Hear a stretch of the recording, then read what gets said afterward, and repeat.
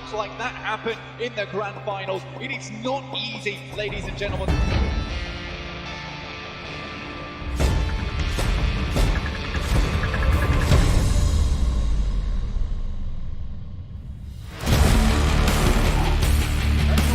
برستيجة ما بلعب بول برستيجة من بول برستيجة من بول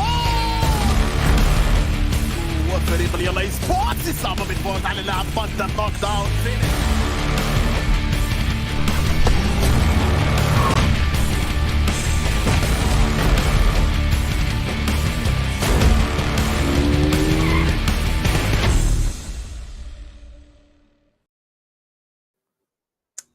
Welcome everybody to the PMPL Arabia 2022 Spring Split, brought to you by the fantastic Oppo Reno 6 series. Upgrade, power upgrade, fun. Celebrate your winning spirit with the brand new Oppo Reno 6 series, the designated smartphones for the PUBG Mobile Middle East and Africa Esports 2022.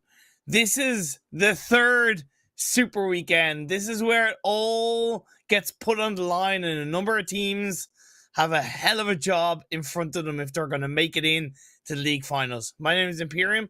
I'm with the wonderful Zute to take you through all the action. Firstly, how are you? How was your day off? I was doing good. The day off yesterday, much needed, the regular league days. That was definitely exhausting to cast and watch because the teams are really, stepping it up. Of course, with it being the final week, we saw a lot of these teams really show up to play. This is pretty much it. Final Super Weekend, final chance to qualify into the finals. So I hope all the teams are prepared. And as for their off day, I hope they didn't take an off day. I hope they really hit the VOD review. I hope they really did everything they can to prepare for this final Super Weekend. You see here, we are on Super Weekend 3, and next week, we'll have a few days off more than usual, but we're heading straight into the finals in the next week, so you do not want to miss out on that. Yeah, you won't want to miss it at all. It's crazy that it's the third week already, right? That it's all breezed by so quickly. All these teams have been through the format of the 2 league days per week. All the 20 teams, they've qualified, they've fought, they've made it through into the Super Weekend. And now it really does come down to this. We'll be highlighting more heavily with regards to what the teams really need to do or what specific teams are going to be looking at in this. But for me, I'm kind of curious, who are naturally your teams to watch this weekend? Maybe from a upper end standpoint, what teams would you say that other people should be looking out for, Zute? Okay, let's start with, like you mentioned, the upper end of teams. The teams that pretty much we will be guaranteed to see in the finals. Out of those teams, of course, you do have Rico Infinity, just absolutely dominant. You could take a look here and see the teams that are not playing this Super Weekend. We have KURD 12, Dunak, KAMIKAZE, and Triple D. But continuing on with what I was talking about earlier, Rico Infinity, I want to see that consistency really shine through. If anything, I want to see them do better this Super Weekend than they have the past two, just to gear up for the finals. YaLLa, another team that I think has been so consistent in the Super Weekend, but we see them a little bit shaky here and there during the league play. So this is a team that could potentially take first place overall once the points reset coming into the finals next week. So definitely another team to see how they do this coming Super Weekend. Yeah, it's interesting that you bring that point around Rico. You'd like to see them maybe perform a little bit stronger coming into the league finals. I don't disagree with that for sure. I don't disagree with them wanting to pull out some extra strong performances in this weekend's 15 games. Not only for their confidence, but of course when we highlight down the line what's involved prize money wise, it wouldn't be a bad thing for them. For me, I'm looking out for NASR Esports. They're a team that I'd like to see continue in the right direction. And Rad, I was kind of, doing my calculations, writing down, some notes. And Rad are a team that aren't bad, but I also don't believe I've seen anything massive from them, or not enough that I look at them and go, oh, they're a very dangerous team. And not that it's an insult, because you can be that kind of, silent but deadly team. You can be that kind of, team that is just performing. But I also would love to see something flashy, something sparkly, something dominatingly from Team Rad in this Super Weekend, especially when you look at the prize pool and the fact that across this Super Weekend, you see it on your screens, there's $1,000 per chicken dinner. Yeah, 1,000 per chicken, and we have 15,000 to be awarded to teams this Super Weekend. Total 15 games, of course, but that's not all of it. This Super Weekend will determine some of the teams' chances on making it into the finals. And if you take a look on the right-hand side of the prize pool, there's even more money to be won in the finals. First place will walk away with 10,000 plus whatever they made during the Super Weekend. Second, dropping down to 6,500, and then third, 5,000 and onwards. Just to put it out there, Rico Infinity, they've already made themselves $7,000. They have a chance to potentially win 15,000 more. I don't expect we'll see them winning all 15 games, but that'd be something else. And the map order for the Super Weekends on your screen here, always sticking it true to the Erangel sandwich when it comes to the Super Weekend. Yeah, and we get Sanhok for the Super Weekend once again. I'm looking forward to the 3 Sanhok games across this weekend, because when you add in the variables of new teams being involved within this Super Weekend and the challenges they're going to have to face, you add the RNG aspects of Sanhok, and I'm going to be really curious to see how they deal with it, to be fair. So one team that we didn't mention, which I think we definitely should, I know it's still the Super Weekend, but going into the finals, right? Nigma Galaxy. This is a team that has proven when push comes to shove, when you're on the global stage, the PMGC level, the end of the year grand finals, Nigma Galaxy was a team that secured a top 3 finish. Now, throughout the duration of this tournament, they've kind of just been floundering around, for a lack of a better word. They've just kind of been floating around in there, doing okay, not too great, not too bad. So going into the finals, maybe this is just one of those teams. You compare them to Nova sometimes, right? Like, they're a team that when it comes down to it, when it comes down to the finals where it really matters, they usually step up. So we've seen them doing it at PMGC. So I'm just going to throw it out there. Like, are we going to see a different Nigma Galaxy this Super Weekend, or do we have to wait until the finals? That's a good question. I wouldn't be surprised, as we look at the overall standings coming into this Super Weekend, if we do see a stronger Nigma Galaxy side as they ramp things up leading into the finals. And yeah, there's reasons why I'm giving them the Nova tag or the Nova brush per se. If you're in any way familiar with how Nova have performed across the 2 years of the PMGC's league stage, they've just really take it easy, they're chill, and then in the finals they show out. Of course, the biggest thing that I look at when I see this top 8 is KAMIKAZE are not in this Super Weekend.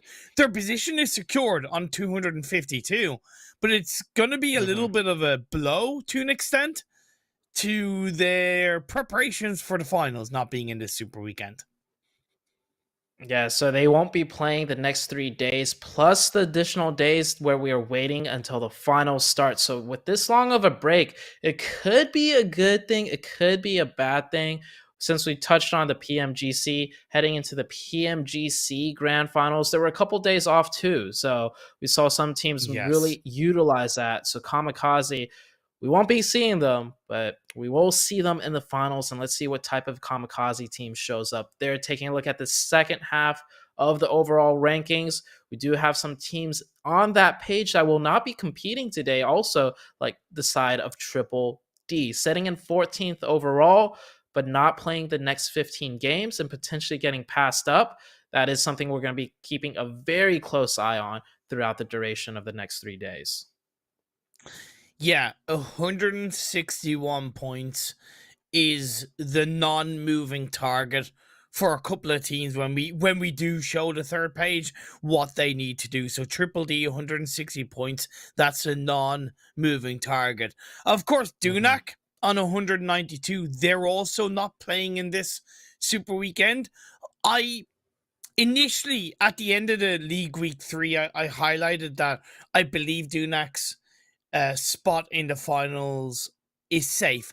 I still believe that, but doing some more thinking on it, I would also not be surprised if it's more heavily at threat.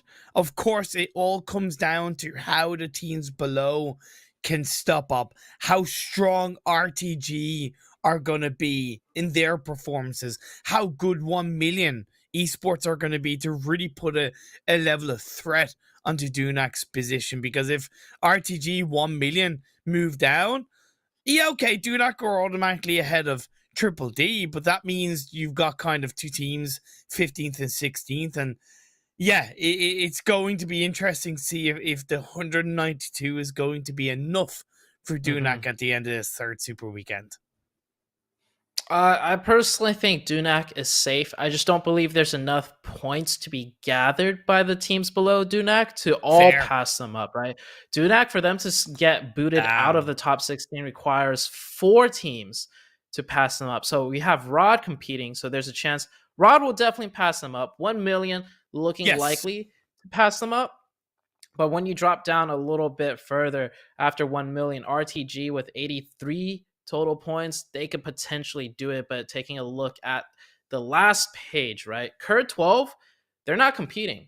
They did not make it into the super weekend, so they are eliminated. The Mind Weapon could potentially pass up Dunak, but they're starting off with only 57 points, which is not a lot. And then the two teams not shown, Headquarters and 4K Esports. The reason they're not here on your screen is because they have missed all the super weekends except for this one. So this is their first and final chance in the super weekend to secure some points. And that means they're starting off with 0 points, trying to catch up to that non-moving target that you mentioned of 161 points.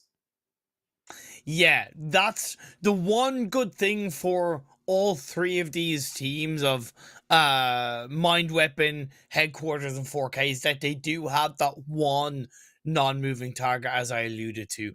For the Mind Weapon, that requires them to get just over 7 points per game for them to secure their position ahead of Triple D, presuming 4K and Headquarters don't have, of course, an amazing super weekend.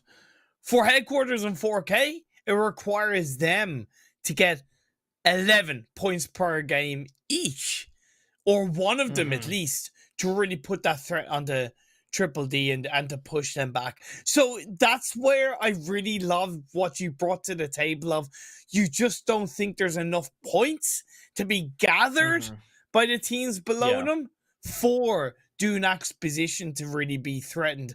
Because outside of that, you're going to have Rico, you're going to have YaLLa, you're going to have all the teams up top probably also fighting to win the games, of course, and that's what makes things so difficult for the 3 teams down at the bottom.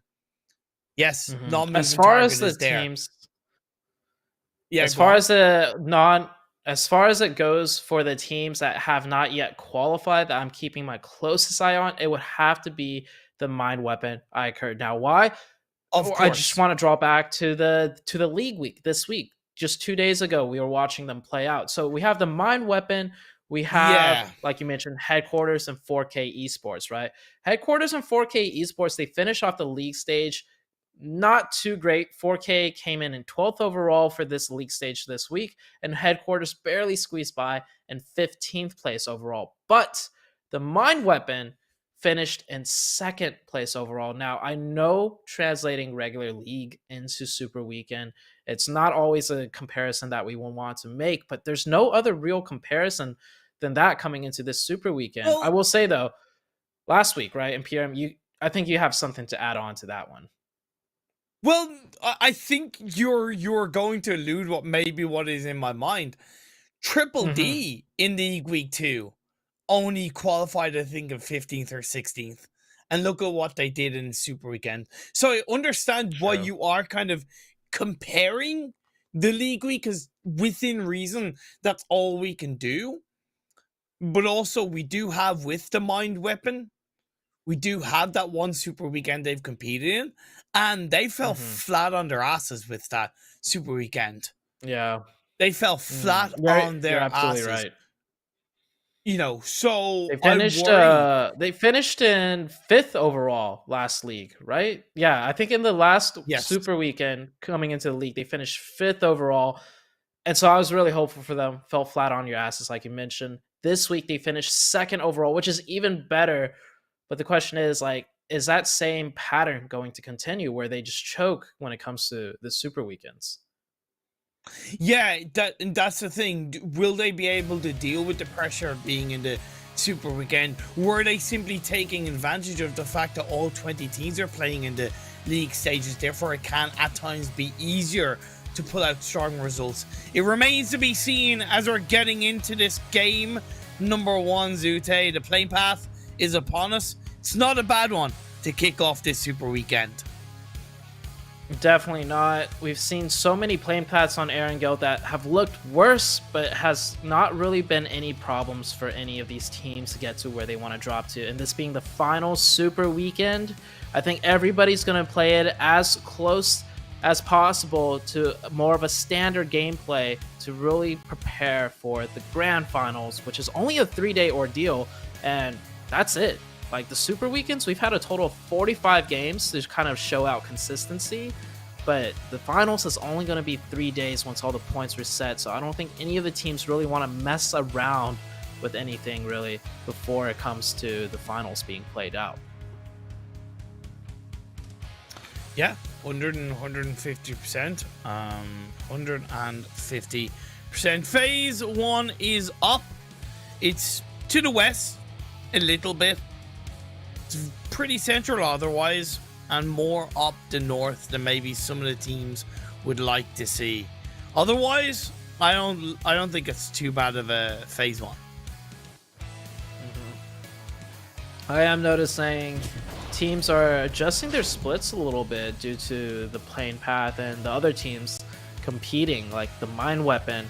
That's not a split that we see too often out of them right there on the center of the map to the west of Pachinki, a little bit north of that, as we do have some teams rotating by very close to each other, but I do believe they're just looking to get to where they want to go as far as the initial looting phase is concerned.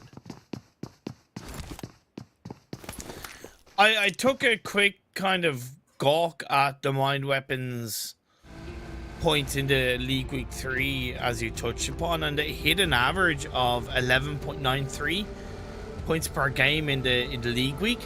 So considering they need 7 per game in this Super Weekend, okay, it's across more games, nearly double the amount of games, but it definitely is possible, and I think there's a little bit of room for forgiveness in the terms of the Mind Weapons performances. We'll be keeping close eye across the board.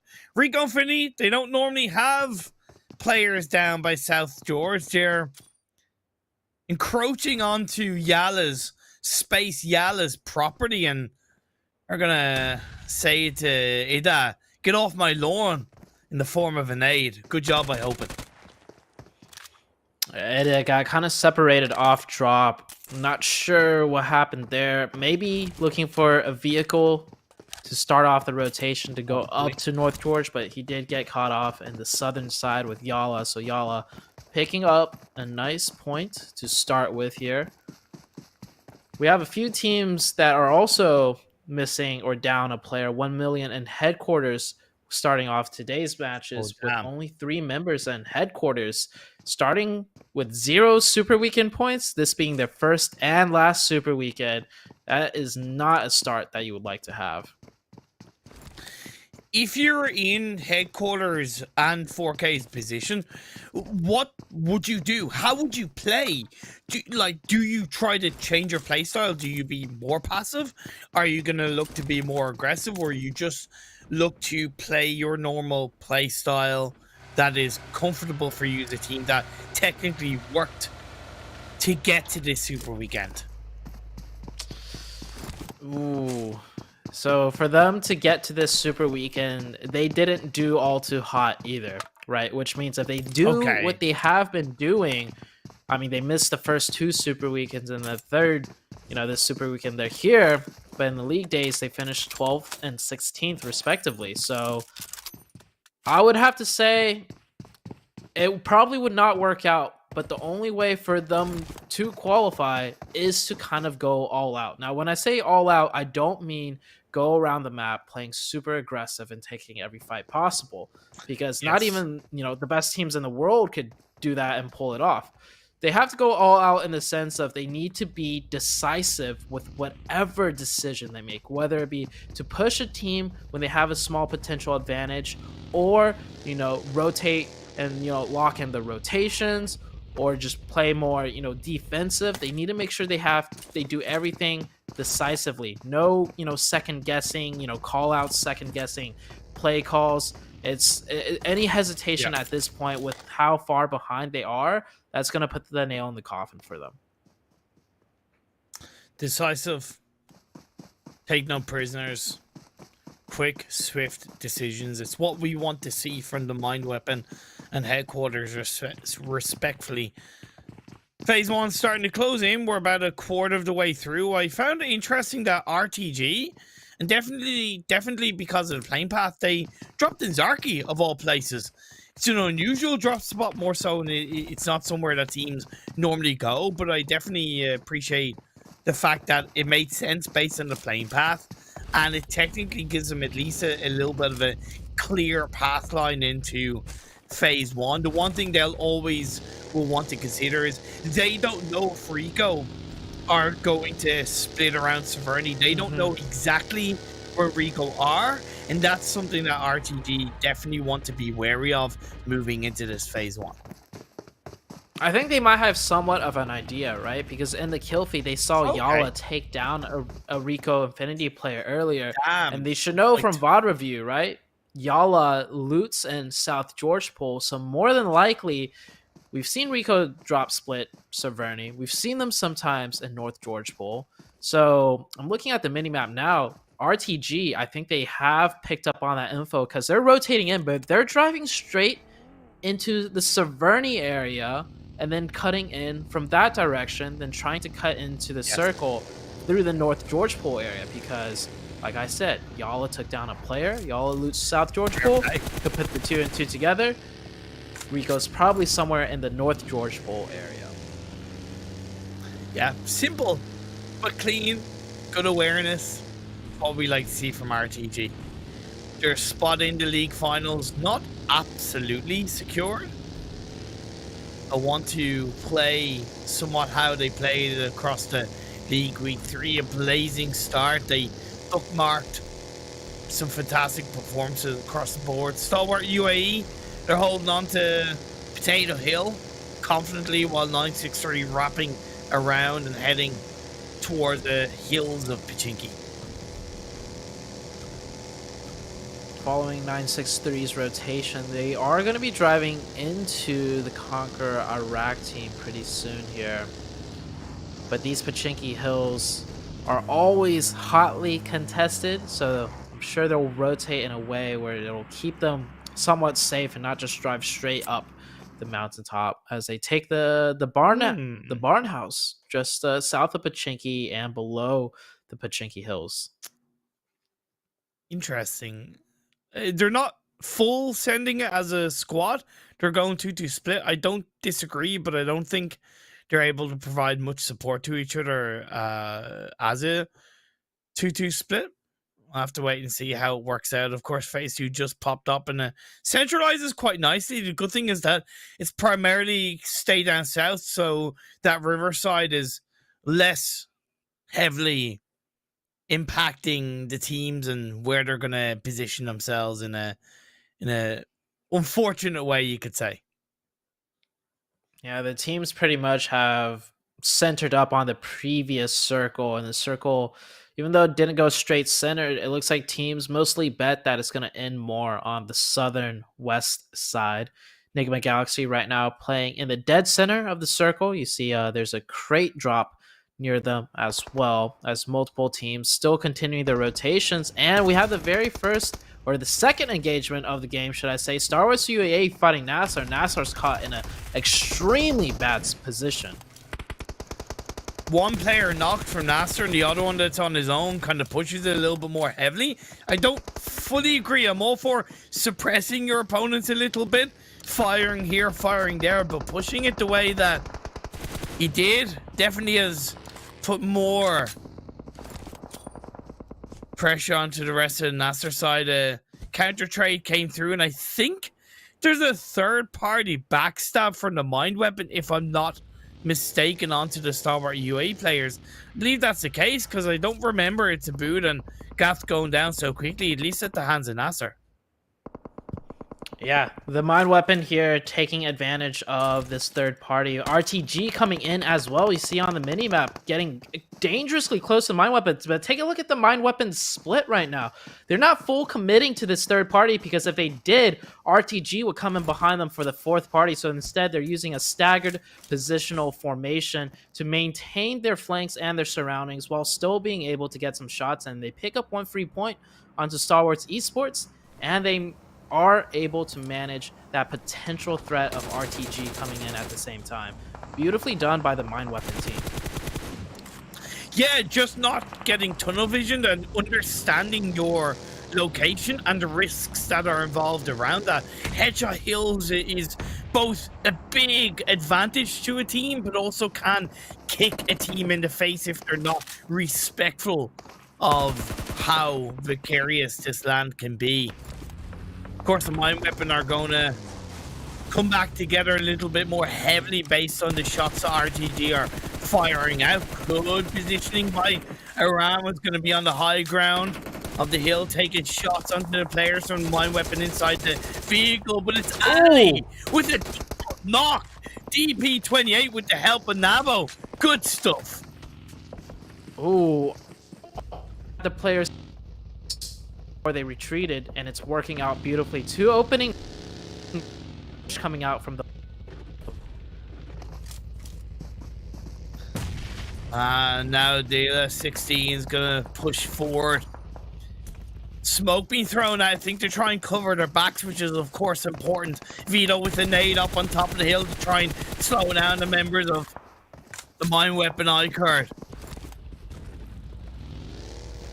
Are they going to push this, or are they not going to push it? It seems like they don't feel confident enough to push, and it feels like they're backing off.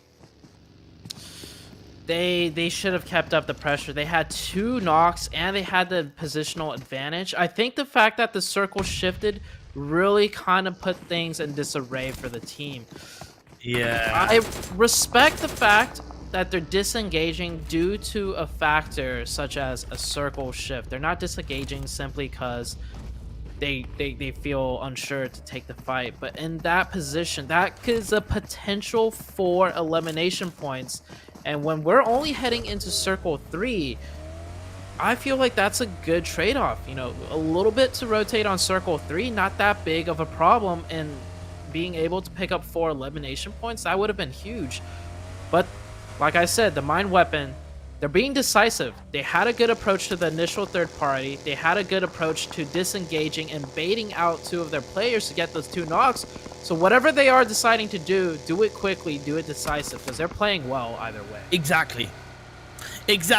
I have a couple of theories based on why they chose to disengage, but I'll try and extend on those a little bit later. Either way, YaLLa have a 2-2 split on the northern side of the circle. In the previous phase, they had Everest held down, and then they just moved down south forward. See a couple of teams looking to rotate as Revolution, trying to take advantage of NASR moving a little bit closer to the chopsticks position. Great split by Revolution. 2 inside chopsticks, 2 in the compound, a little bit down south. They have a lot of angles covered. The NASR team continuously being punished here. We saw them barely escape that fight with Stalwarts, and luckily for NASR, there was a third party that helped them out a little bit. But now, as they're rotating in, they're knocked down to just 2 players, and they're split in shacks. So this is pretty much almost their final stand, as hopefully they will get the circles coming up. Not much they're able to do. I do believe the wheels are also taken down, and you see Nigma Galaxy here poking their heads out just a little bit to get some more info and potentially pick up some eliminations. You hear the tires being shot at there by Hassan's vehicle, so his vehicle is pretty much done for. Big split by Twisted Minds, while the mine weapon iKURD getting an elimination point onto one of the Falcon players rotating in the blue from the northeastern edge of the circle. Of course, Rico, Infinity, you have the 2 remaining players at headquarters close by to the mine weapon, so it's important they don't get tunnel vision as we look to see where phase 4 is going to shift. And it's a big shift down southwest. That's a really good shift for the likes of Twist and Mine. Even if they didn't get that circle, they spread out enough that they have multiple angles of approach and just a lot of different information to work with. But I see now they're grouping back up together. Taking a look at the headquarters right now, one of the teams with 0 points this super weekend, and now they're just knocked down to 2 players. It is not looking good for them. They need to do well almost in every single match if they want a chance to qualify for the finals. The circle was great for 4K as well on that southwestern shift. They had Gatka locked down, but they've gone a little bit deeper into the circle for the smaller compound further south to Gatka. 1,000,000 now starting to wrap around. A good rotation from 1,000,000. It's on that wide angle that we sometimes like to see, and I don't disagree with it. Of course, it does leave them a little bit pinched near the kind of lower side of the smaller side of the road. But even then, Jabal has been sent across the road, or at least closer to the road, to try and get some information. That's I think that's good for 1,000,000. This circle is actually quite smaller than it might seem, simply because the southwestern entirety of the circle, that half, is all just open field, low ground areas. We have like some hay bales mixed in, and that's pretty much it. Most of the hard cover is just on the northeastern side, so you're going to see a lot of teams congesting on that northeastern side and not as many teams on the southwest. And as far as the southwest goes, Twisted Minds holding a huge wide 2-2 split, looking to lock down the entirety of the southwestern circle. Fortunately, headquarters go down with 0 points. That means every game they get 0 points in or don't hit the average required, that increases by a multitude. So unfortunately, not a good start to the 3rd super weekend for headquarters. They'll have 40 more games, pull something massive out of the bag and perform a bit of a miracle run. Nigma Galaxy holding on to the dip by chopsticks. It's right on the edge of the circle. KONQUEROR looking for an opportunity to fight their way in. The mine weapon, the last team, or one of the last teams to rotate on in. So you see they're still making their rotation, and almost everything is occupied. They're trying to thread the needle, but they're threading through multitudes of teams taking shots at them. And now they've managed to find an open compound, but that's not gonna be as easy for them, as I think they just lost almost all their players. They're just down to a solo member now of Nabo. Yeah. So that disengagement we saw earlier onto the other team, that's what I was saying. Like, if you're gonna disengage, go fast, make use of that rotation. But I think they just ended up edging into the previous circle. So with that hard shift, they just lose sight of all control, and they missed out on those 4 potential elimination points, like I said earlier. Ooh. Here comes the mini red zone from KONQUEROR, and they've said hello, peekaboo, to the members of Nigma, and Knock on the Freak should allow them to push a little bit more heavily forward. Of course, the blue is going to put a little bit of health tickle down onto the Conqueror rack players. The next circle does pop up and it shifts over to the eastern side. A bit of a ping pong bing bong circle shift on this phase 4. That works out for the mine weapon. Nabo will be sitting comfortably in that building. But 963 has the info that they managed to eliminate some players that did try to take that building. As Nigma Galaxy, they got to work their way down the chopsticks now. Very low chance that they're going to be able to bring their cars out of the chopsticks, especially the Conqueror rack sitting right behind them. So the only real method of approach now is trying to break into the southern part of the chopsticks where the zone is and take a fight with the 963 team. Falcons on the rad as well in the elimination feed. I'm a little bit surprised that Conqueror rack didn't push a little bit more aggressively coming into the tail end of the previous circle after getting a knock onto Freak. But maybe they didn't want to put all their eggs in one basket, which I do get. While Nigma fight their way down one of the chopstick roadsides. Conqueror rack, they do make the push on the Revolution, but that's some good third partying from the likes of Nigma Galaxy. Halaji running around the building, just grows as far as you know, left alive for Conqueror rack. It's all gone horribly wrong. Oh boy, what the hell? Nigma Galaxy?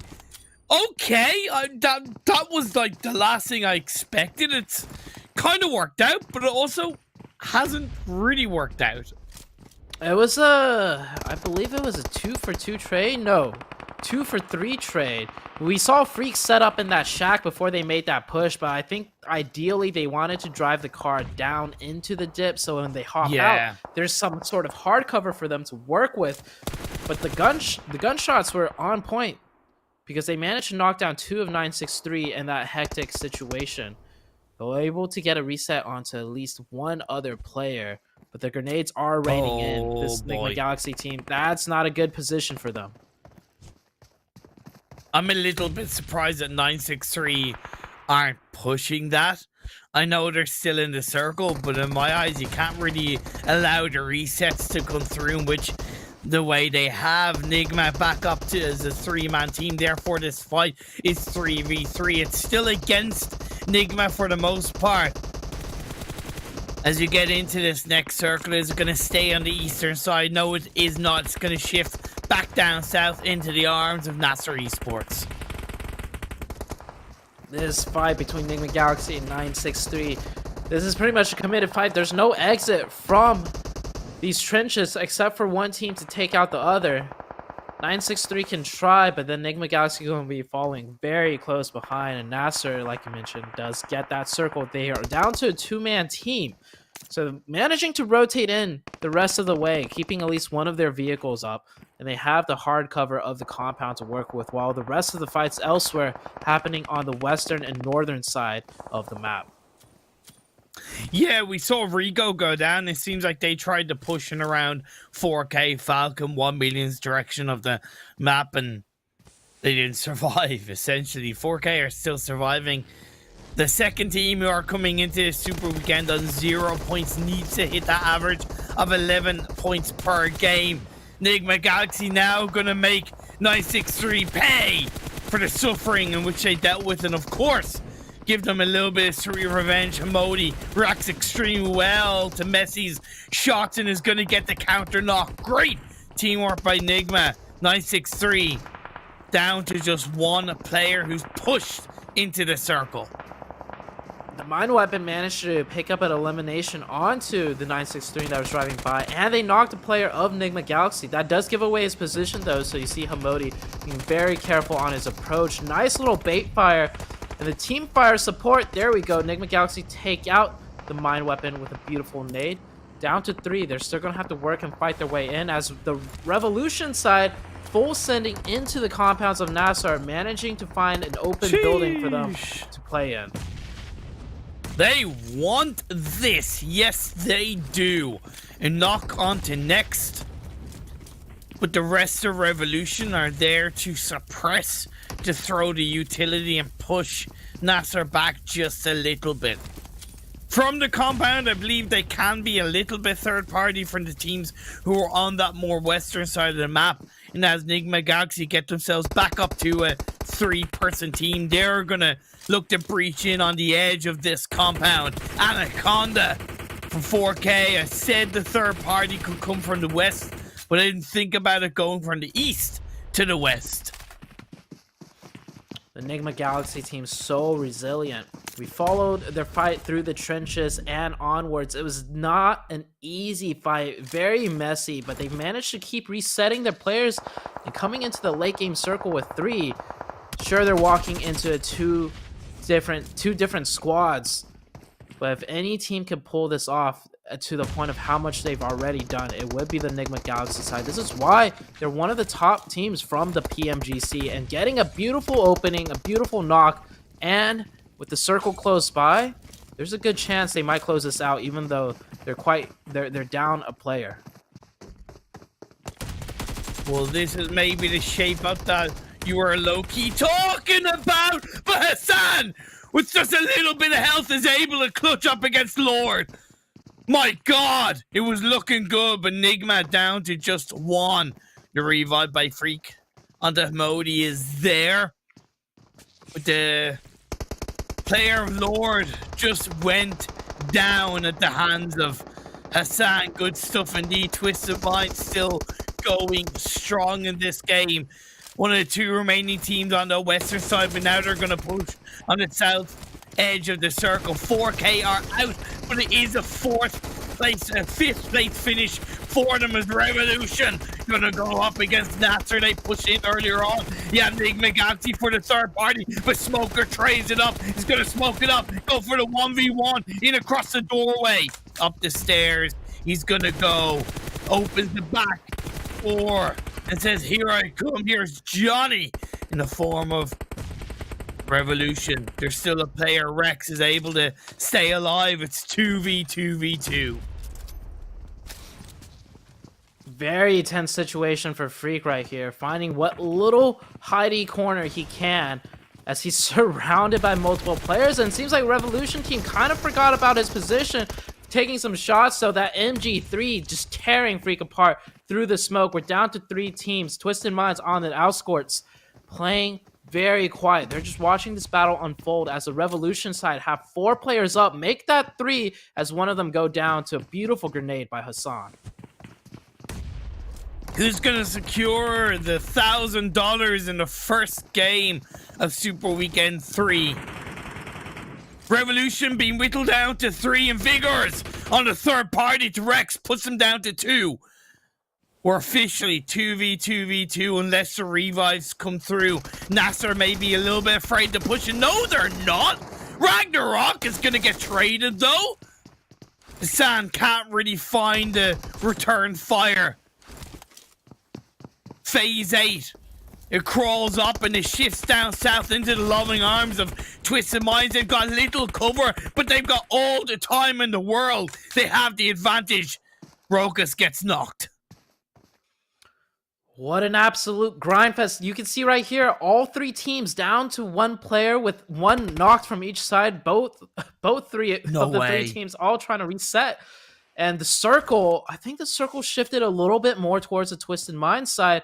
And now both Revolution and NASR have to walk out into the open. But Twisted Minds, all they have is a buggy and a tree to work with for cover, and Vigors. Oh, no. Getting a little bit greedy. The trade comes through. We're down to a 3-way 1v1.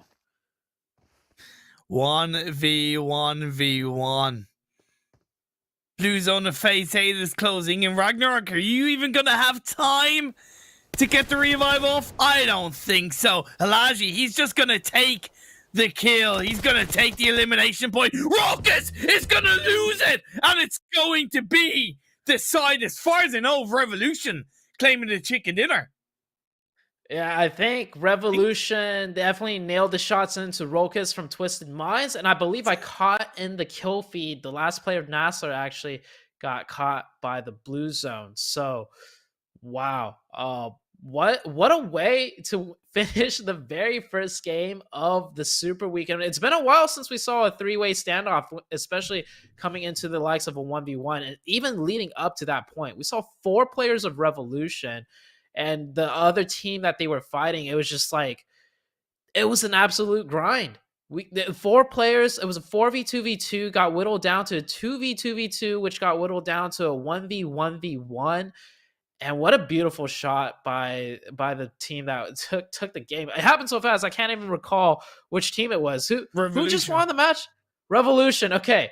The players snaking in from the Revolution side, that's when hard cover sometimes does not work out for you. When you have the hard cover such as a tree, there's a 50-50 chance that the opponent will be pre-firing you from the correct angle. And when you're snaking in, it takes that extra second for the player behind the hard cover to spot you out. And by then, it's too late. So beautifully done by the Revolution team and securing themselves that $1,000 and the chicken dinner. I'm still trying to think if they honestly. I'm still trying to think. Did they actually win that game? Okay, they did win. They did win. The results came in at least on our side. Revolution did get the chicken dinner. There you go. You can have a look at the match rankings. $1,000 in their back pocket. 26 points secured. What a game, as you said, that ending. It's so rare that we have that kind of 1v1v1, or what was even that initially kind of 4v2v2, and then it gets whittled down. And credit to all 3 teams, by the way. Credit to all 3 teams. I think they all put up a hell of a fight, and any of the 3 teams kind of deserve that chicken dinner. That was a beautifully executed fight by all 3 teams. We could argue Revolution had 4 players coming into that fight, and they should have, clutched it out or closed it out much more dominantly. But we saw one player holding the off angle the entire time onto the Twisted Minds, so that player could not get as involved in the fight. But it made sure they didn't get third party, and it made sure that the Twisted Minds didn't end up taking the chicken, and it all worked out in the end. Just on that first page, one thing to make note of, 4K got themselves 14 points. That means when they needed an 11 point per game average across the Super Weekend, they started with 14 points. That's just a teeny tiny bit of a buffer. Just a teeny tiny bit of a buffer. What a way for them to start. It wasn't that kind of amazing what we saw at the end performance from them, but they played well on the north and the west. They adjusted to the circle shifts well, and they kept themselves up as a full squad so that when they were under threat, they didn't really feel the heaviest of pressure, and they just trickled in to secure a decent amount of points. Well done to 4K. Yeah, well done to 4K, but like you said, they need an average of 11 points per game. So a little bit of a buffer, but it is so hard to imagine a team playing that consistently for 14 more games. And moving on, we saw on the second page, the Mind Weapon, iKURD, they finished that game off with only 5 total points, which goes back to that one situation when they were taking the isolated 4v4. If they took that fight and closed it out, even if they lose 1 member, 2 at worst in a 4v2 situation where they had 2 players knocked, right? That is 4 points compared to the 5 that you secured. So it's definitely should have been a fight that I feel like the Mind Weapon should have taken. Maybe the nerves are getting to them, it being the first game. Let's see them, kind of ironing out those nerves in the upcoming 14 games that we have this Super Weekend, because they do have a decent fair chance to qualify into the finals. But in the overalls, NASR shooting themselves up to 2nd place overall now. YaLLa dropping down to 3rd. Rico Infinity, not a great game, but they already have such a huge point lead. I don't imagine them being knocked out of 1st place anytime soon.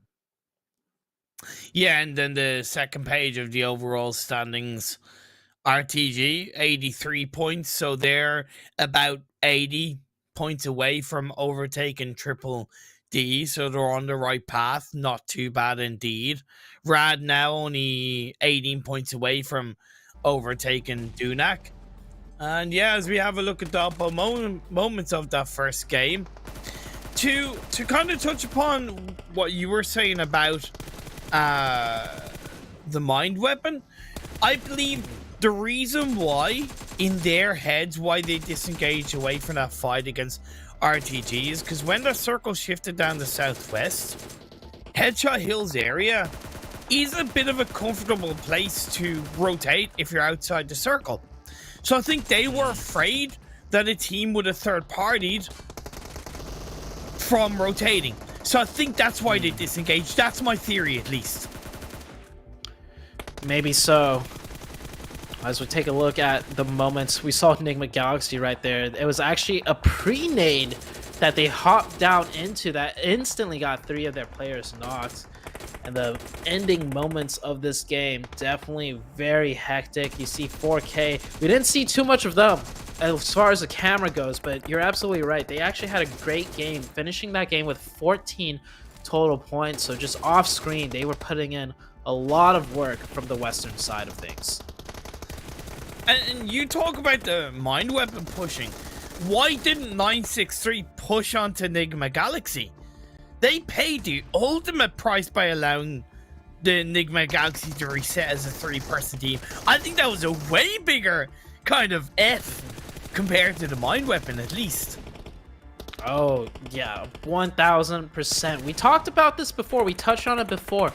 Even at the PMGC level, we don't see teams, you know, entertain the idea or even process the idea of thinking pushing away from the circle to eliminate a team and then going back towards the circle. It's almost like a psychology gridlock in their head where when the circle shifts a certain direction, they feel like that's the only direction they have to work towards. They don't consider pushing the other way, but quite easily, if the circle shifted towards like Nigma Galaxy in that situation for 963, that would have been an easy push. They would have eliminated them and all things would have been, you know, fine and dandy.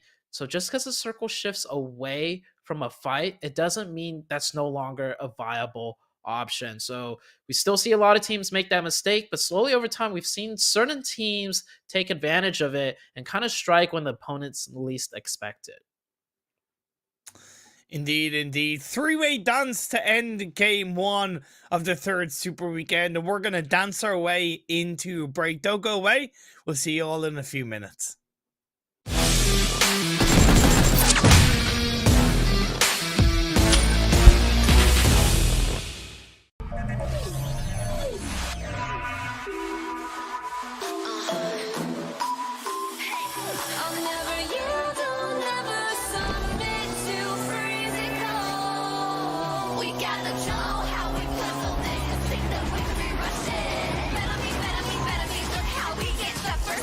Every time landing in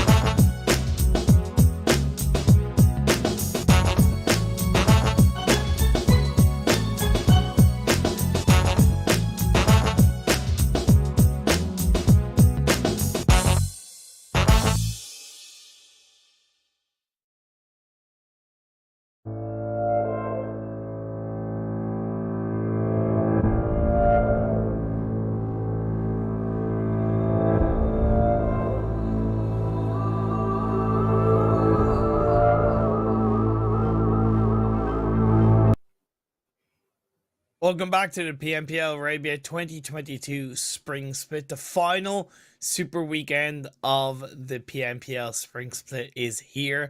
We had one game down and was won excitingly by Revolution in the end.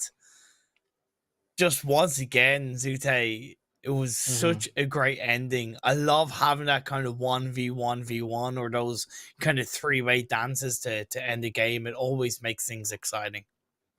I think the tenacity of these teams have definitely kind of increased coming into the final week of the Super Weekend before we head into the finals. It wasn't just that 1v1v1 at the end that kind of shows it. Also was kind of displayed through the Nigma Galaxy team as well. We saw them having a very tough fight all the way from the trenches down the chopsticks, and then they had to cross on foot to those compounds, and even then they managed to keep 3 alive and fight all the way in. So I think all the teams are definitely in the best form that they've been in so far in this tournament series so far, and I think it's all because, you know, we have the finals coming up next week, so everyone's playing at their best. Yeah, I do think that most teams are looking to play at their best in this Super Weekend, but I also can't help but think that how many teams or what teams will be looking to experiment this weekend, what teams will be looking to kind of try something new in preparation for the finals. I hope we get a bit of a glimpse at that, as you can of course get a bit of a glimpse if you go watch all of the PUBG Mobile Esports action on our streaming partners, Nemo.tv. Thank you so much to Nemo.tv for being the official streaming partners for PUBG Mobile Esports in 2022. And after watching the games, of course, never, ever, ever forget to give us a follow and join in on the conversation with hashtag PMPL. That's YouTube, Facebook, Instagram, Twitter, and TikTok. Let us know what you're thinking. Yeah, join the conversation. You can also tag us on our handles as well. You can see on the bottom of your screen. So we're done with game number 1 of the Super Weekend, and I feel like it's a telltale sign of what we can expect, in the upcoming 4 matches. And then we got 10 more, in the next 2 days. I think with all the teams, particularly the teams, more towards the top playing so well, I think all the teams that know they are 100% qualified are just refining and fine-tuning everything. And for the teams near the bottom, like the Mind Weapon, we can tell that they know what's at stake. And the added pressure is making them make some really good decisions at some times, but the pressure is making them kind of falter and second guess, what to do exactly when, RNG happens, like circle shifting, another team getting involved, and etc. Yeah, that's dead right. I couldn't have said that better myself. As we get into game number 2, we're onto the desert mountains of Miramar, as we have a direct west to east, pretty much dead center plane path. This plane path, one of the fairest plane paths I've seen in a while when it comes to the Miramar map. No team should really get into any altercations. We do see some teams usually loot in the northeastern area, so maybe dropping for vehicles there might have some altercations, but ideally everybody should be able to get to where they want to with no fighting involved. So once again, to reiterate and to really push the narrative, we're looking at specifically Headquarters, 4K, and the Mind Weapon iKURD. All 3 of these teams are really pushing to hit that non-moving target of 161 points currently held by Triple D. In game 1, Headquarters unfortunately started with 0 points. Mind Weapon got themselves 5. 4K, they got themselves 14 points in game 1. So right now, they're the ones that are most likely on target. There's also another kind of battle happening in the lower parts of the leaderboard, and that's between RTG and the Mind Weapon, right? RTG sitting in 16th place, the Mind Weapon in 18th. And the Mind Weapon, we started off this super weekend for RTG with 83 points and the Mind Weapon with 57. So they're quite close to each other as well and potentially contending for that 16th place qualification spot, as KONQUEROR Iraq managing to pick up the first knock of the match onto the side of Revolution. That's a fair point between Mind Weapon and RTG. That is a battle within itself. I would put more RTG and 1 million together than RTG and Mind Weapon, even though you're right, as they're closer to points. I just think RTG, for the most part, have played a lot stronger than the Mind Weapon overall. But that's still a great point that you do bring on board. Of course, as it was a very direct west to east playing path, teams have been able to get to where they want to go for the most part. We did see Revolution lose a player at the hands of KONQUEROR Iraq, I believe it was. I don't know exactly what happened there. The headquarters, they're a little bit north of Hacienda for the time being. 4K, they're in El Azahar, is a 3-1 split. And the Mind Weapon, they're in Chumasera.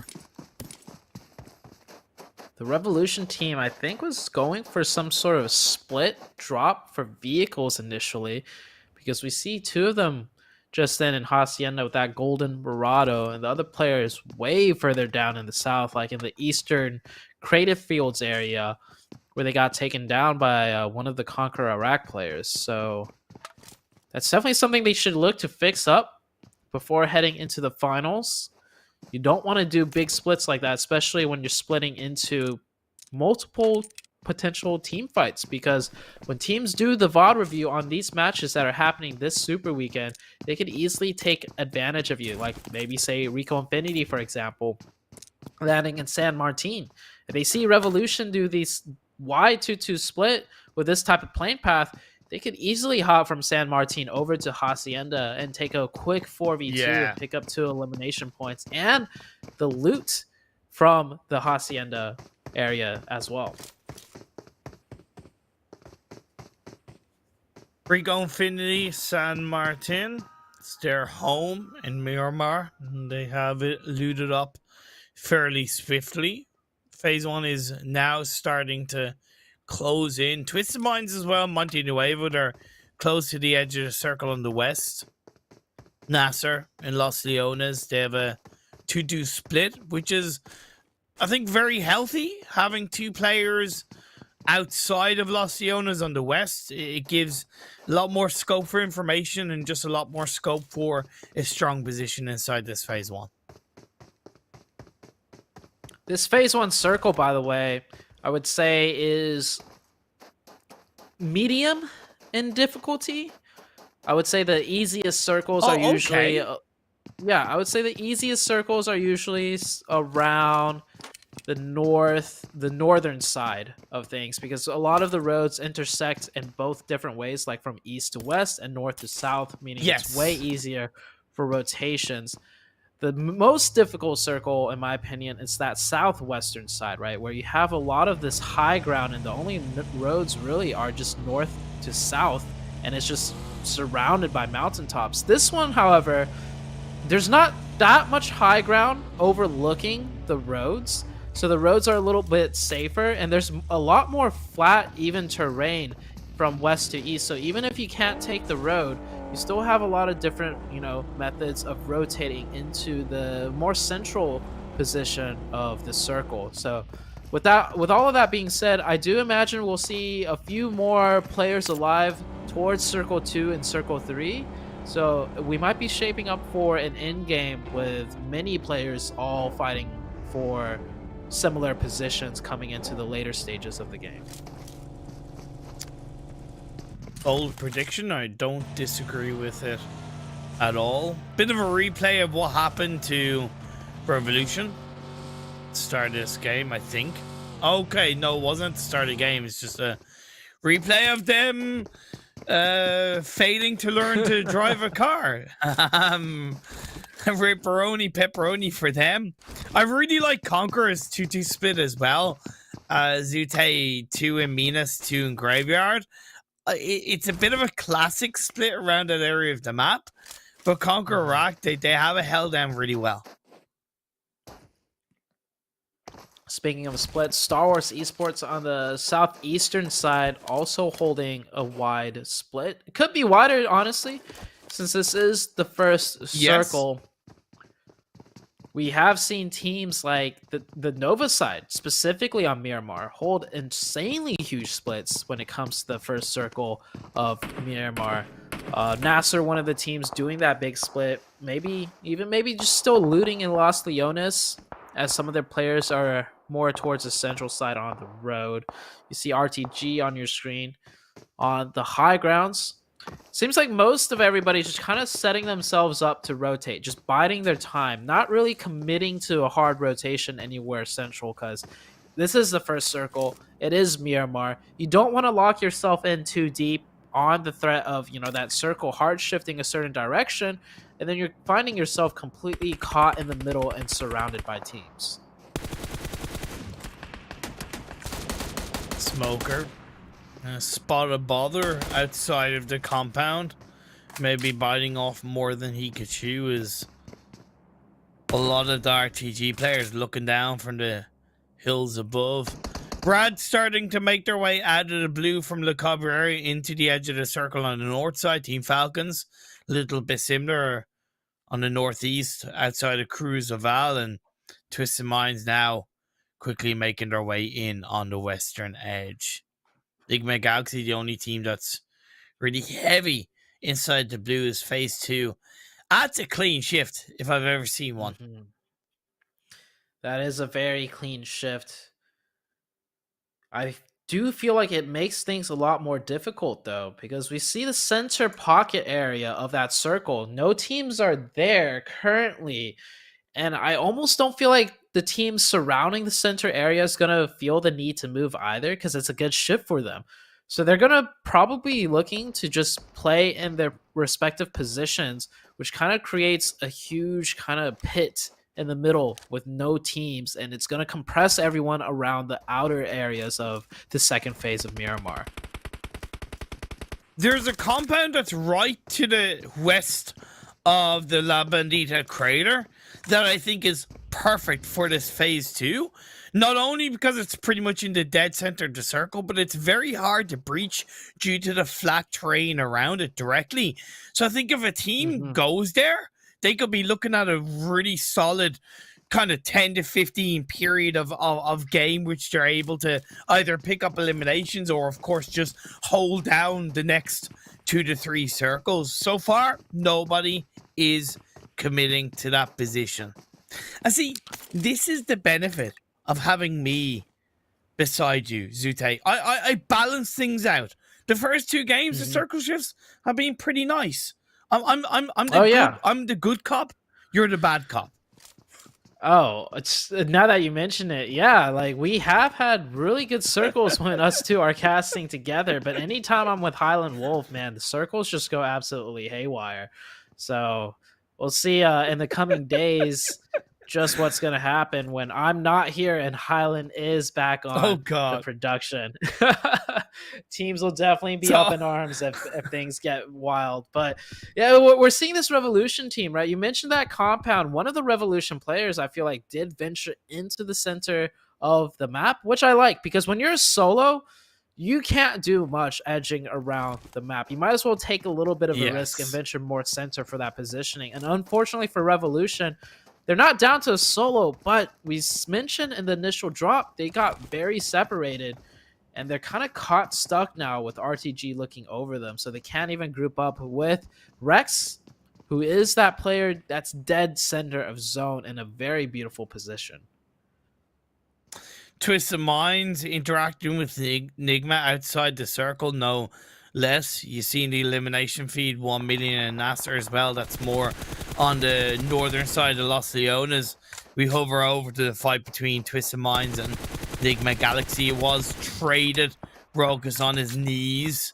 Kato in the back end taking a couple of shots is whittled down to a little bit of health. Has to pull off a bandage in time before he can pull off a first aid. And as Roof blows up the vehicle to create some hard cover, Nigma got themselves back up as a full squad, and they're a little bit more firmly in control as two of the Twisted Mind players, Destiny and Vigors, has decided to disengage away, leaving Kaito on his own, but he is quickly following in, and phase 3 shifts pretty heavily over to the eastern side. Ooh, that is a nasty shift. You see on the western side of that circle, it's all mountainous, hilly terrain, which makes rotating more into that eastern side extremely difficult. Of course, you have the 2 roads leading into that east side, but the 2 roads do have some high ground and some compounds right next to it. So we might see a gridlock in those areas of the map for the rotations. And RTG managing to finally find that opening that they've been looking for so long. The circle shifting off them, I think this is go ahead for them to clean this fight out and continue through the rest of the game. They've isolated them into a really small corner of the building, but it's also not so much of a full body push. It's more of a 1v2, and that could go horribly wrong for them. It has Smoker gets a knock onto Aram. Okay, Volt is there to try and respond, but a second knock goes through. RTG, what are you doing? Even J9 is further away with the vehicle, and Vito's up on the hillside. RTG, you waited so long to engage and you let it go down like that? Oh, I mean, this is why RTG is 16th overall. As harsh as that sounds, yeah, that was ugly. That's pretty much all I have to say. RTG was camping these 2 players for the entirety of the past 10 minutes, and finally when they decide to execute, they should have got the They didn't use their util really. Like, they could have used more nades, but that's definitely a lesson that I hope they learn soon, because RTG, they're not guaranteed into the finals either. And with another player getting knocked, oh Revolution my God, is about to 2v4 RTG. Look, I gotta give props. Okay, it was definitely a poor push by RTG, but Revolution have taken absolutely 150% advantage of that one, and he's RTG down to just a solo player. By the way, the third player from Revolution who held onto that compound that I highlighted in the previous circle, YaLLa pushed in an initial knock. Unfortunately, of course, the body power came into play. Rad pushing in on the western edge of the circle. We're about to see the next phase pop up. Falcons seem to be pushing onto headquarters compound, but it's going to go back over to the west. Uh-oh, the Zute ping pong? That's kind of, because I'm not taking blame for that. That was a ping pong shift. I'm putting it on you, man. I love this shift. This area of the zone, very fun to watch. You have so many little pockets on that hill side, in the middle of the map, and you have La Bandita in play too. Who will control the crater fields? Who will be the kings of the crater? Usually only one team comes out of that one alive. You can see teams still trying to fight with each other for some of the hard cover left in this map. We have some crucial compounds in play as YaLLa taking a push onto the Rod side, but they got to do this quick because there's a high chance and high likelihood of a third party. You see 1million very close by. Yes, indeed, 1million are. You could have Rico Infinity straying in from the north as well as they wrap around the western side of the La Bandita crater field. The last player of Revolution was just desperation, do or die. He was like, look, I've got nothing to lose. I'm sending into crater fields. Fortunately, he couldn't quite make it, but they do go out with 3 elimination points. Lovely nade by Satan on to Sanji to give a little bit of respite to Rad as they try and protect their area on the northwestern edge of the circle. YaLLa are technically up as a full squad, but they're a little bit too heavily separated and rather taking full advantage of that. Another knock comes through. Hoping is out of here. Down to a 4v2 now for Rod. The push by YaLLa definitely falling apart with that very beautiful nade on the side of Rod. Powerful, isolated by himself. Ragnar does not seem like he's able to come help, because like you predicted, the Rico Infinity team did sweep down the western side of that crater field and just completely limiting Ragnar's position to be able to help his teammates. So YaLLa now down to solo, and Rod picking up 3 clean eliminations. Yeah, it was a good spread by YaLLa, but they just weren't quick enough on that engagement, and yeah, it just didn't go their way in the end. Headquarters still alive, but not really looking the best, as they're down to just a solo in the arms of RIP Stalwart UAE on that eastern edge of the circle as a full squad. NASR right in the dead center. They probably have the best spot inside the circle, along with Mind Weapon. Falcon going down to Conqueror Iraq. Conqueror Iraq working that eastern side of the creative fields. Very good job by them, managing to keep all 4 up, and they will be able to edge into this side of the zone. The Mind Weapon, by the way, just sitting in the very center of the map, kind of eastern of the NASR position. So they put themselves in a good position too, as long as they manage to keep their flanks clear. Because that's the only problem playing more central in the late game. If your backside is exposed, you will get punished for that. 4K are trying to deal with not only Conqueror Iraq, but also Stalwart UAE. The best hope they have is that Stalwart UAE can slow down and suppress the players from Conqueror Iraq, but it's not really looking good for them, as they're more heavily split up against each other. Golden. Oh, just put it's a boo down to half health. That's not bad. But if there's not one Stalwart UA player, there's another. And Adkin, Anke with the nade gets a knock onto one of the 2 remaining 4K players. Conqueror Iraq in a very tough pinch right now. That player that got knocked was actually done by the Rico Infinity side. So Rico Infinity are going to be the team that controls the creative field. So the inside of the creative field being pressured by Rico, and then the outside right now being pressured by Stalwarts and 4K. This Conqueror Iraq team, they are putting themselves between a rock and a hard place. That hard place being Anaconda's grenades. Oh my god! Anaconda!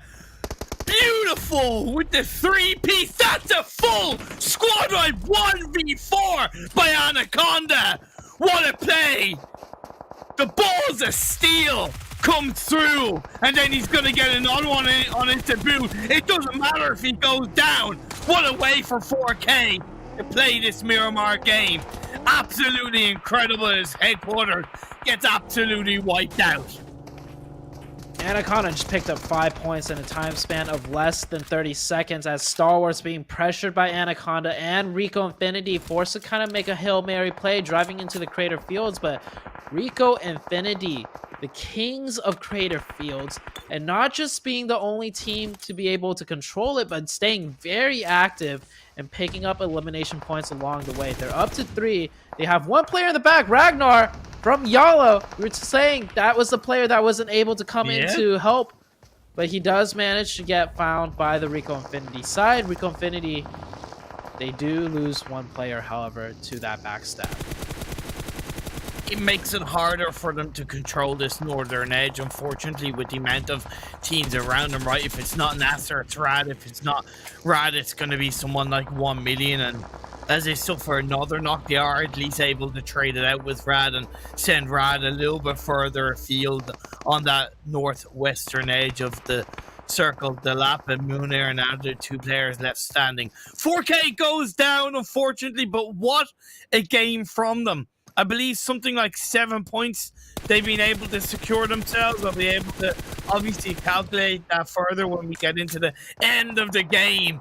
Lovely nade by Roof, followed by a Molly to get a knock into one of the 1million players, followed by an absolute blast of a secondary knock.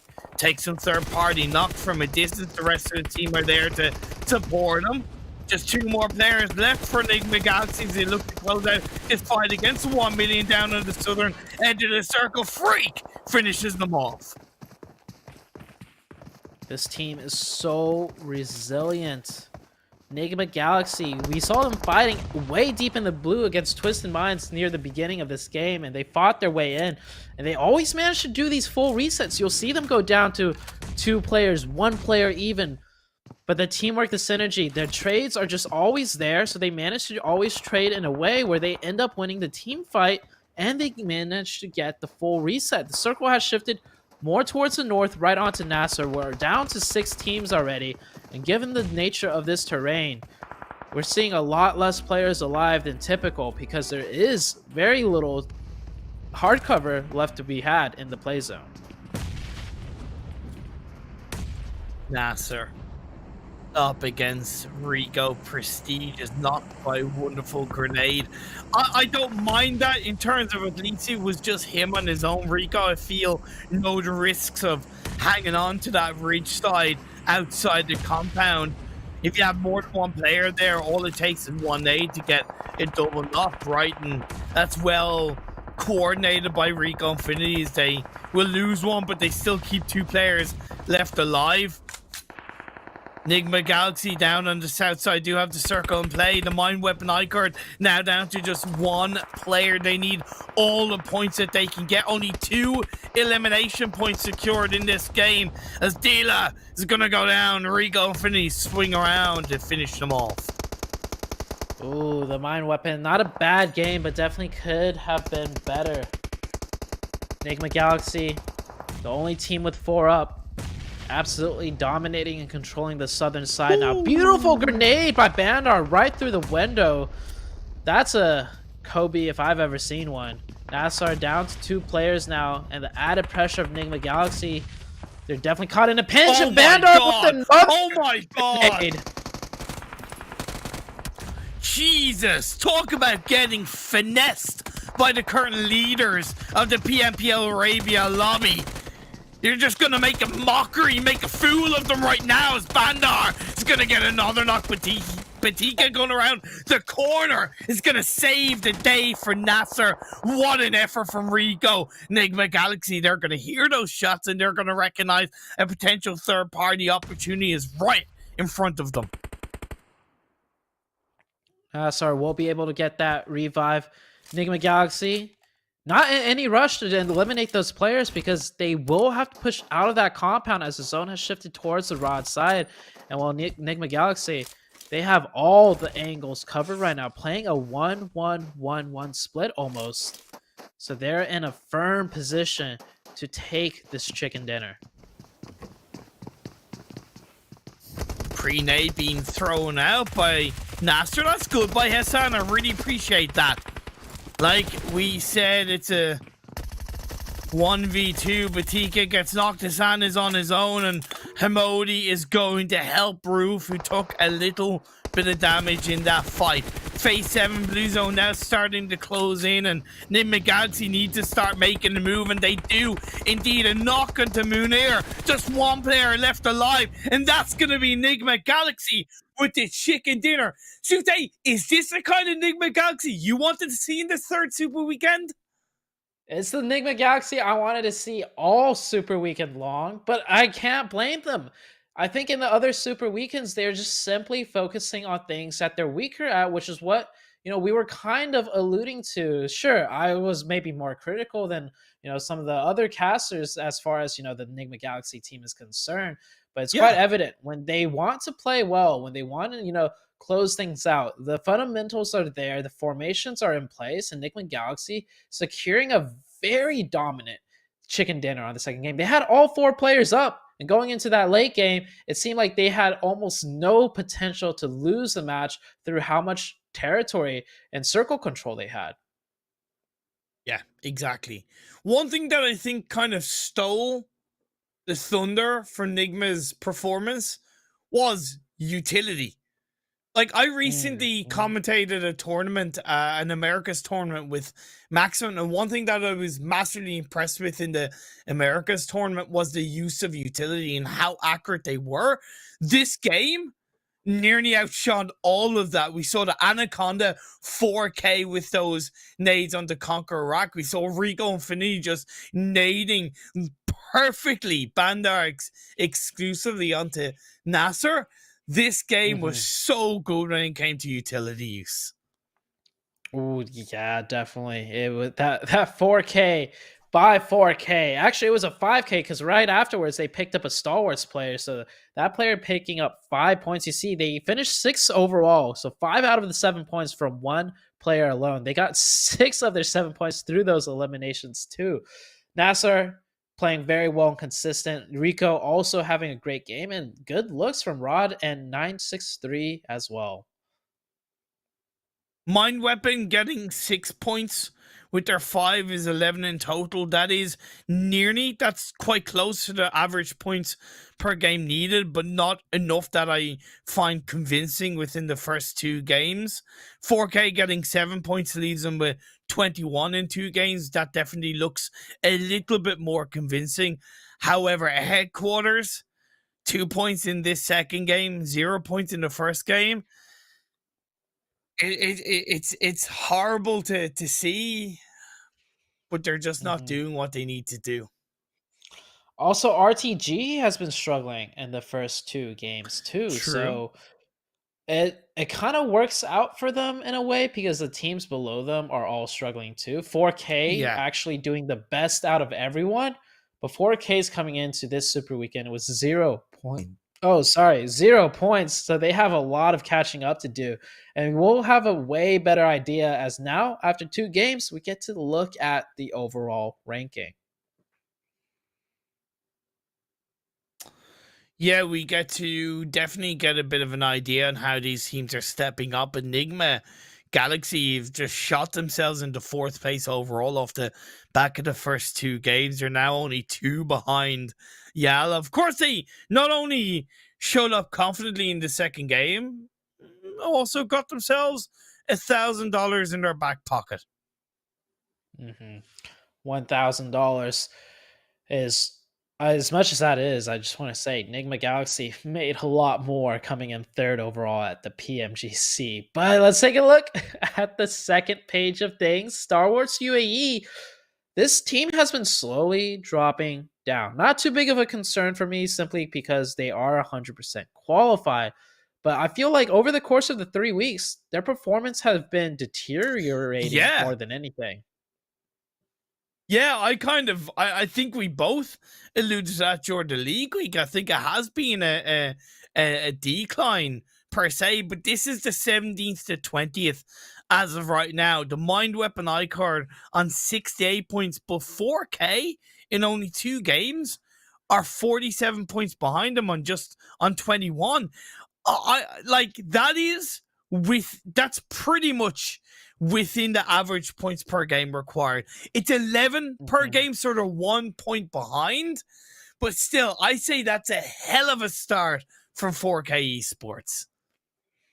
4K Esports with a very good start, but it's pretty much a marathon for them. They need to do what they did in the last 2 games in the next 13 games. They can't have a single game where they kind of drop the ball, because if they drop the ball on one game, that 11-point average totals out to a 22-point game in the very next one. If they don't meet that 22, pretty much, they're going to be even further behind, and those points are just going to be constantly stacking up against them.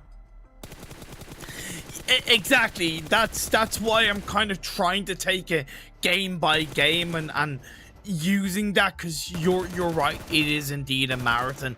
Looking at the Oppo moments, this was the moment where it just went horribly wrong for RTG. A good spread on what was just a calculated engagement onto Revolution, and in a matter of about 30 seconds they lost 3 players. The execution is like always the problem. We see so many of these teams have the right idea, right? Set up around a team, poke and prod them, try and get the opening knock, use those separate angles. All of that is great and all, because I do believe you can learn much of that through VOD review, right? You see what the top teams do and you just mimic them. But when it comes to pulling the trigger, in the close range, in the engagements, that's where teams end up faltering. One thing that did not falter though was Anaconda's grenade. I think every single one of them connected perfectly. It was literally a 1v4 by nades only. I don't think I've ever seen that, because that was a true 1v4, because the revive came out initially and then the nade got a double knock, and then another nade got a third knock, and then the fourth nade got the final blow. That was just beautiful. And we also saw then Nigma Galaxy further on in the game just push onto 1 million, and it was just done so comfortably in the end. This game was so nice to watch. It really was. Looking at these up moments, I have genuinely a big smile on my face at all these clips coming through.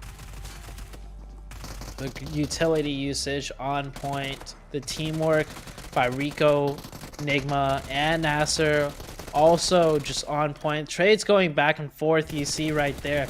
It's always a 1-for-1, and the team with the more numbers just kind of inched it out simply because, you know, they had the number advantage. And Ralph and Hamodi working really well in tandem there. Ralph going in first, adding that distraction and quickly backing off the fight. And it's important to just take note of how he backed up off the fight. A lot of teams do the thing where they just go for trades, where they go in, they get knocked, and they expect their teammate to get the trade. Sure, that's fine and all, but it's even better if you go in and disengage quickly with your movements and mechanics and not go down to begin with, and then having your teammate follow up with that trade, because that saves revive time as well. That saves meds, and that saves a lot of extra, you know, wasted time potentially. Yeah, you're dead right. You are dead right. Let's go for another break, and then we will be back with game 3 of the day over on Erangel.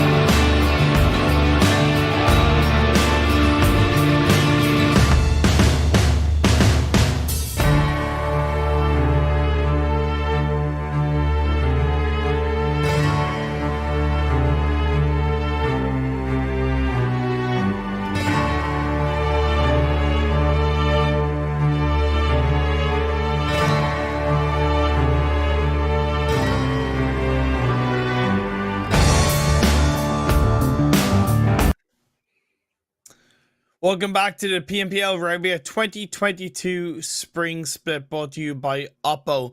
Upgrade performance, upgrade fun. Celebrate your winning spirit with the brand new Oppo Reno 6 series, the designated smartphone for PUBG Mobile, Middle East and African esports across 2022.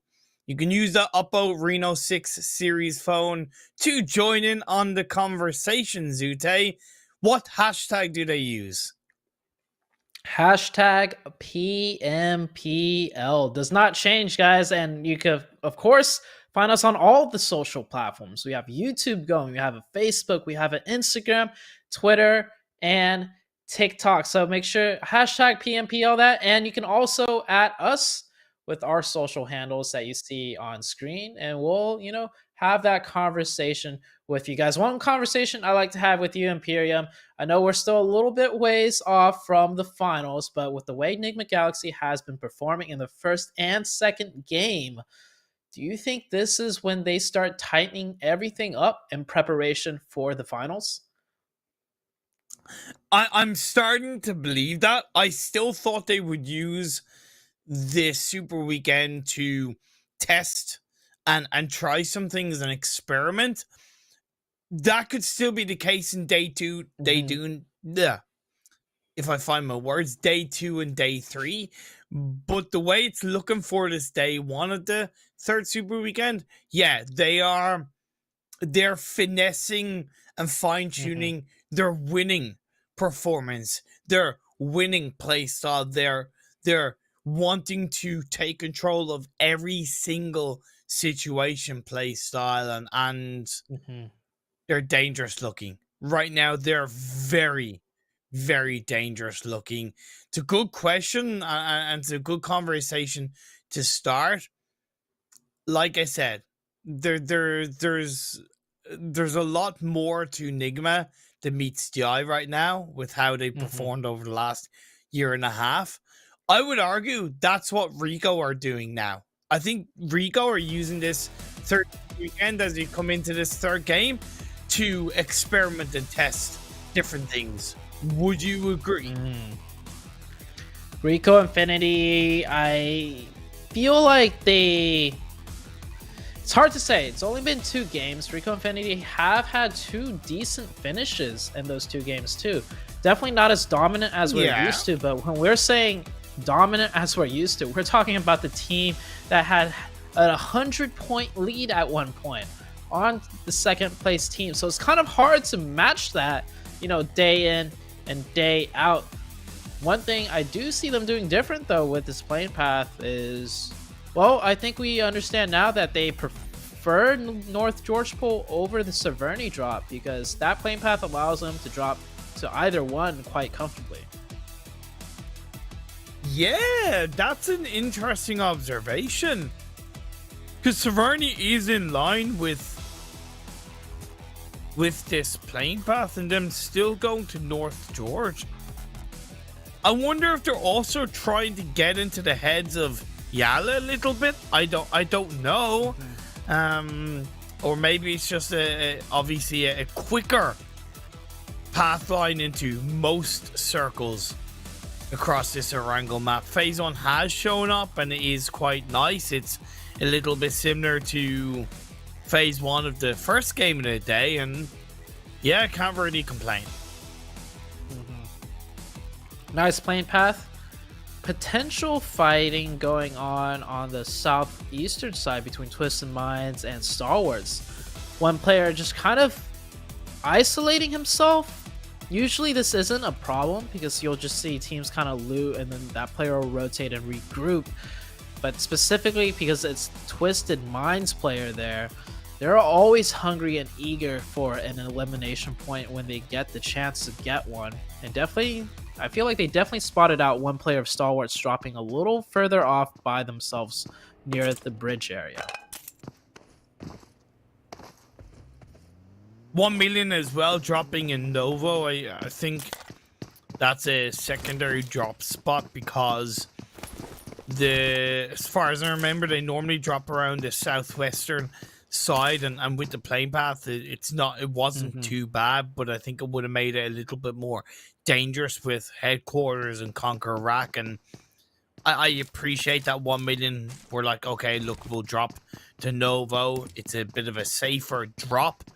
It means they now have a bit of a tiny bit of a tougher task to make it into this phase 1, but they have a full squad there to do it.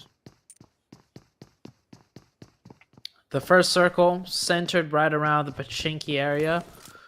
Kind of similar to our first game of Erangel. The first game of Erangel, more or less similar circle, and then it kind of shifted a bit more to the west. This one, well, we'll just have to wait and see where it goes, but some of the northern island or the northern section of Erangel in play, we would have to see a massive hard shift on the second if we want to keep that in play. So the zone looking like it will end somewhere quite familiar and normal. This is a huge change compared to when I cast with Highland. Like I'm not gonna lie. In the first circle with Highland Wolf, it's always like an anxiety attack because you see the potential chaos that might ensue just off the first circle alone, and it usually kind of always plays out that way with you with the first circle. It is so vanilla that I almost don't know what to prepare for. It's like me, man.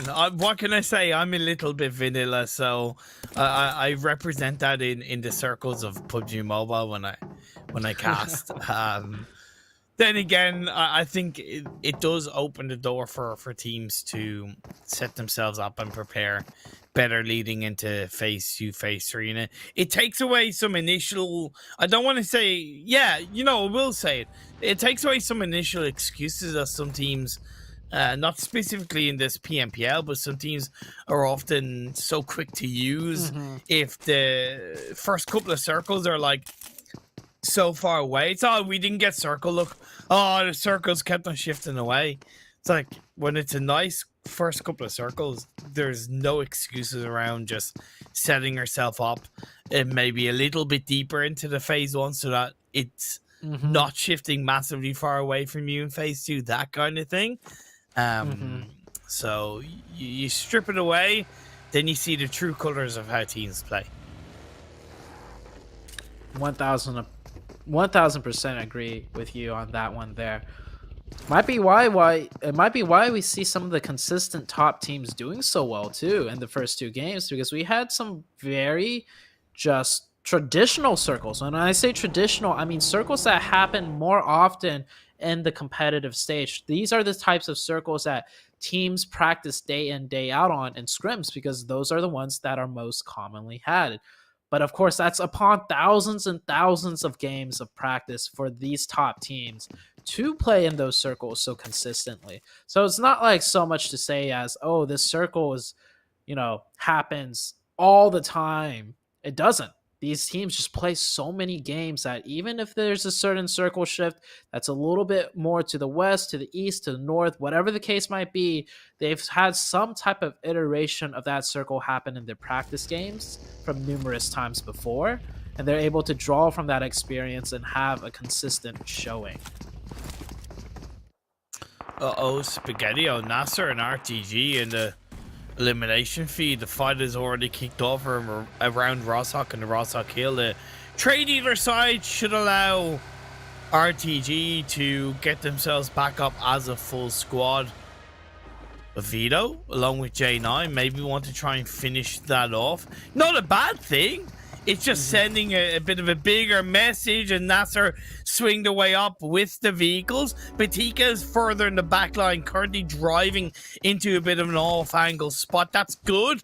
But as of right now, there's nothing massive there for RTG, and they're getting caught out for. Vito has to scale back a bit down to half health as of right now. Elimination yet to be secured for RTG. NASR with a very good formation of defense to get the revive. Notice how they're not looking to play aggressive and take complete control of the hill, but rather just control the top half of the hill to make sure they don't get taken advantage of as RTG tries to come in and take the fight with NASR. Now we have a little bit of a chess game going on as both teams looking to spread out a little bit to control more of the off angles on the side.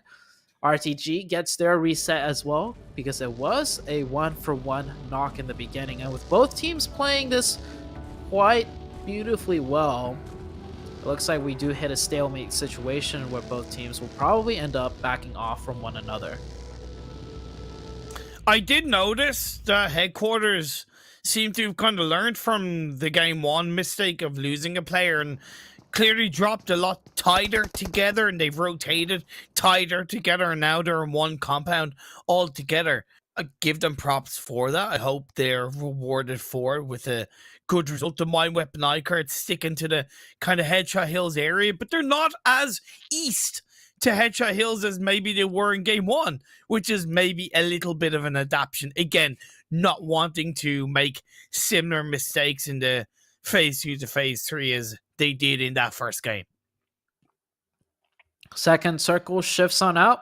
We do keep a little bit of the northern section of Erangel in play, but what's even better is Mount Everest and Ruins pretty much in the center area of the map. Might see a spicy finish in those two locations. I'm only one man. I only have so much power. I can't help if, and I quote, it's going to need to be a really hard shift for it to stay on the north side of the river, I believe is something that you said. And a shift up northwest. Why you got to do this to me, man? Why you got to do this to the teams? I like it, I mean, from an excitement standpoint, but, you know, I'm trying my best for the teams here. I'm trying.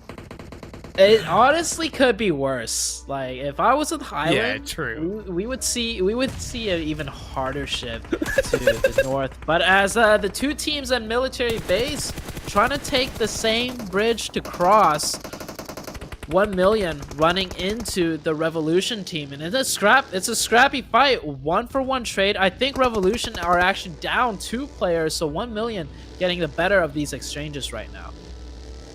I think he described it best when he said scrappy. It is realistically a scrappy fight. I would argue it's one that neither team should have looked to have taken, even if the opportunity was there. I look at that as a overall net loss. Maybe with the circle shifting up north, technically they, despite the circle being further away, they can take that fight because teams will look to prioritize more towards the river / Everest, which opens up more space on the southern edge of the circle. But I still think, as you said, it's quite scrappy. Revolution just hightailing it out of there. Both players completely splitting up, trying to find some type of safe area, because we saw 1Million looking to hunt them just a little bit. And I'm looking at the mini-map. Twisted Minds, are they rotating to camp the bridge because they have the info that 1Million Revolution are fighting near the bridge area? It does kind of look like that. They're rotating towards the bridge, but I don't know if they're just doing a wrapping rotation or if they're looking to set up a potential trap for the teams once they cross over. It could be a bit of both. They had these kind of big wide splits in the first game as well. Yes, more clearly inside the circle, but they did have these kind of big splits. It could be just one of those things of maybe we can catch them out on the rotation, so we will go a little bit further south. But for now, it looks like they are continuing to move into the southwestern edge of the circle. I love that YaLLa are right on top of Everest. They have absolutely no problem holding that area down, and they're one of the teams that will 9 times out of 10, if the circle is in Everest, they'll go there.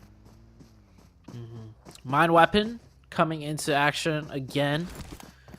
I feel like this team has been doing well overall. We like initially, right, in the early stages of the game, we see them hold these nicer formations, these nicer executions.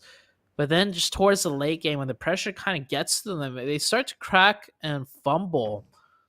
Almost similar to last week. if we want to draw back on how the Mind Weapon did in the league week coming into the Super Weekend. So I feel like this is a team where their biggest problem is dealing with the pressure. They seem to know what to do. And that also kind of explains why they do so well in the league week, right? Way less pressure. All they need is top 16. So they're playing much more comfortably and, you know, confidently too, I might add, when there's less pressure. So they play extremely well in the league week. And then coming into the Super Weekend, where the points are much more crucial, seems like it's a team that just has problems when it comes to the added pressure of the Super Weekend. But that circle shift did go towards the east, so the Mind Weapon getting the dead center of the circle and holding down two very strong positions also. This could be a very good game for them if they play the rest of the game out correctly.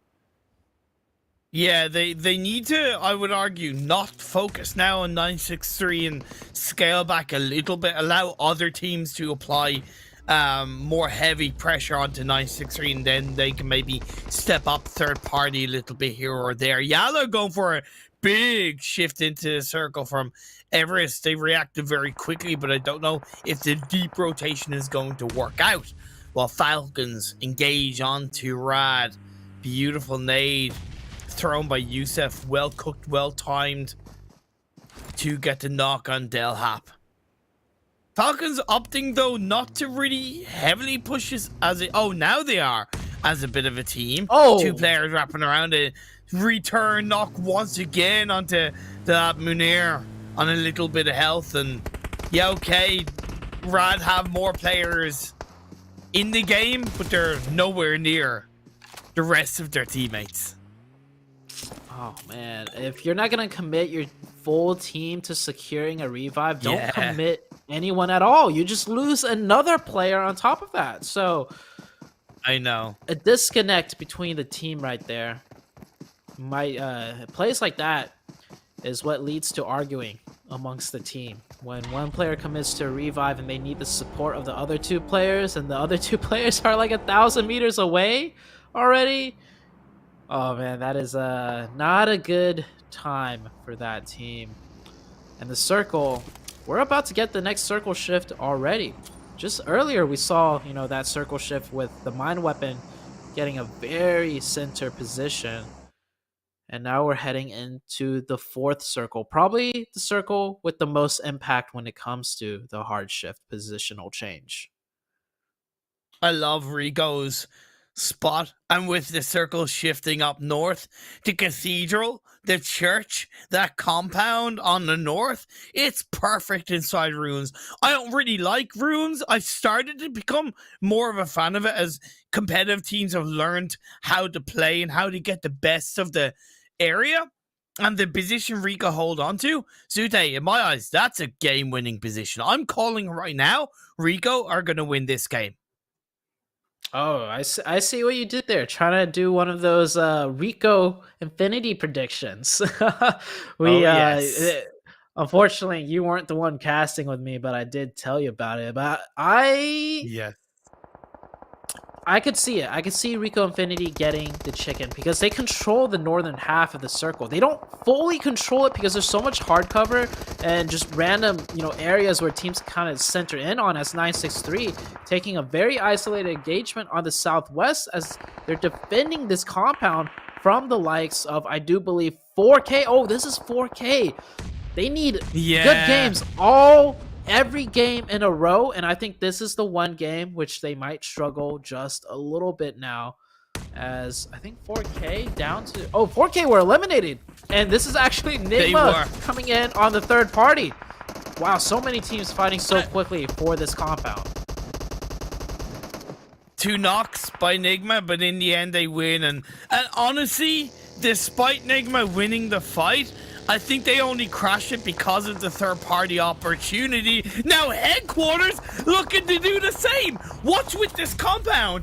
Why is this so special? Is it made of gold? Is there gold underneath? Either way, Headquarters looking to play like they're made of gold and get the squad wipe onto Nigma Galaxy, the winners of the previous game. Unfortunately, it's not going to help when you eliminate your own teammate. Shelby ends up taking down Rip. but Naya is going to trade up. 2 of the Nigma players are down. This is a 2v2 as far as I know. The resilience. That is the key term coming out of Nick. Look at this.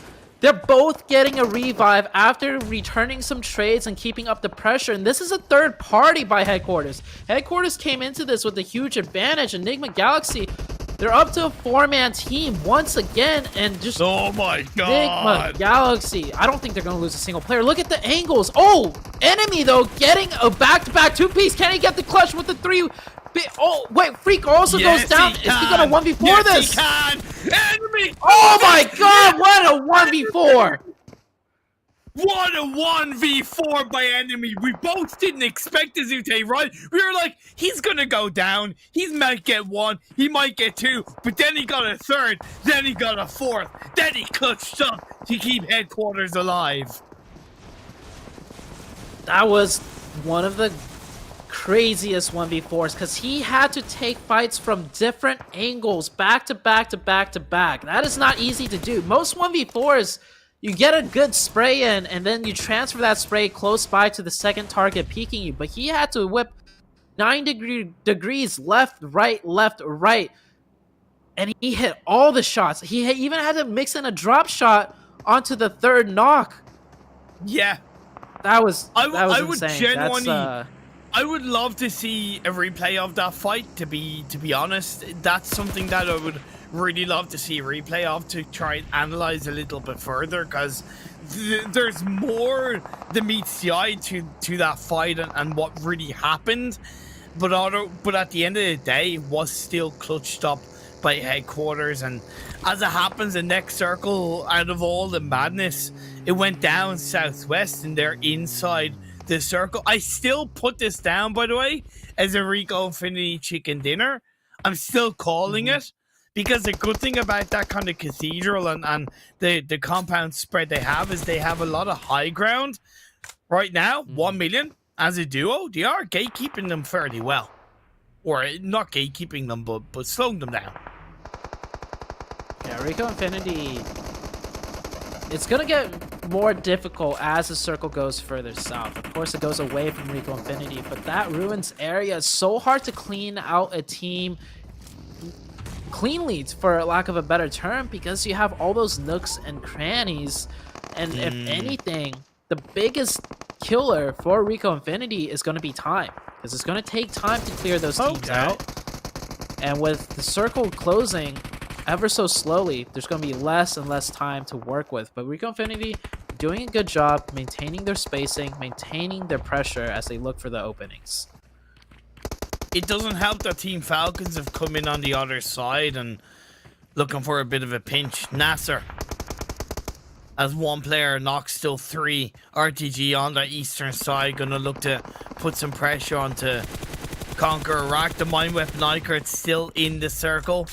Nabo's knocked, but otherwise, once the revive comes through, they'll be down on the southern edge as a full squad. Headquarters, the duo, have not to move a muscle. It's their buildings. They fought so hard for it. They're not going to move unless they absolutely have to. And I'm okay with that. YaLLa, as a full squad, they were in this position since, I believe, phase 2. And they're still up as a full squad.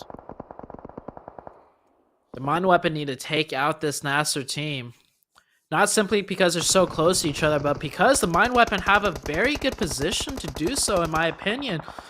But, oh, they're actually going to give up. That's a mistake. I expected them to sweep down the side and control the ridgeline, but instead they give up the entirety of the ridgeline and they just funnel themselves into a pocket to just be completely crushed in on by the NASR team. Yeah.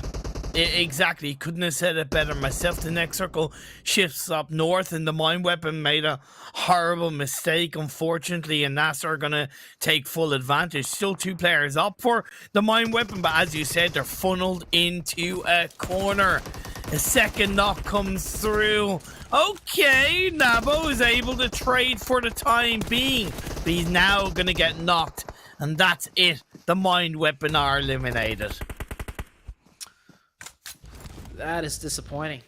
They play so well with their formations early to mid game, but then late game, they just do the complete wrong decisions. It's not even a problem of execution. It's just the idea is not correct, and that is disappointing to see. Yeah.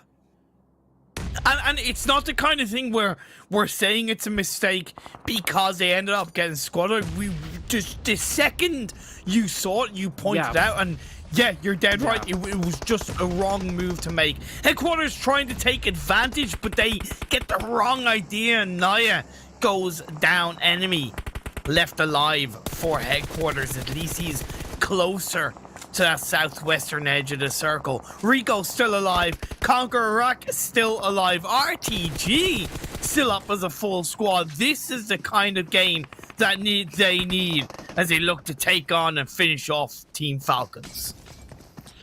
You know, I can't even blame Headquarters for trying to third party that, because traditionally a third party in that location is always good, because it becomes a scrappy fight at the compounds. But instead, Headquarters was probably that's probably what they were expecting.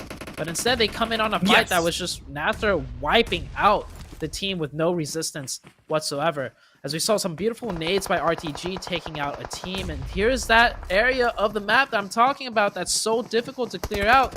And Rico Infinity, they're coming in and they're just getting picked apart by teams left and right. So many corners, so many different lines of sight for them to worry about.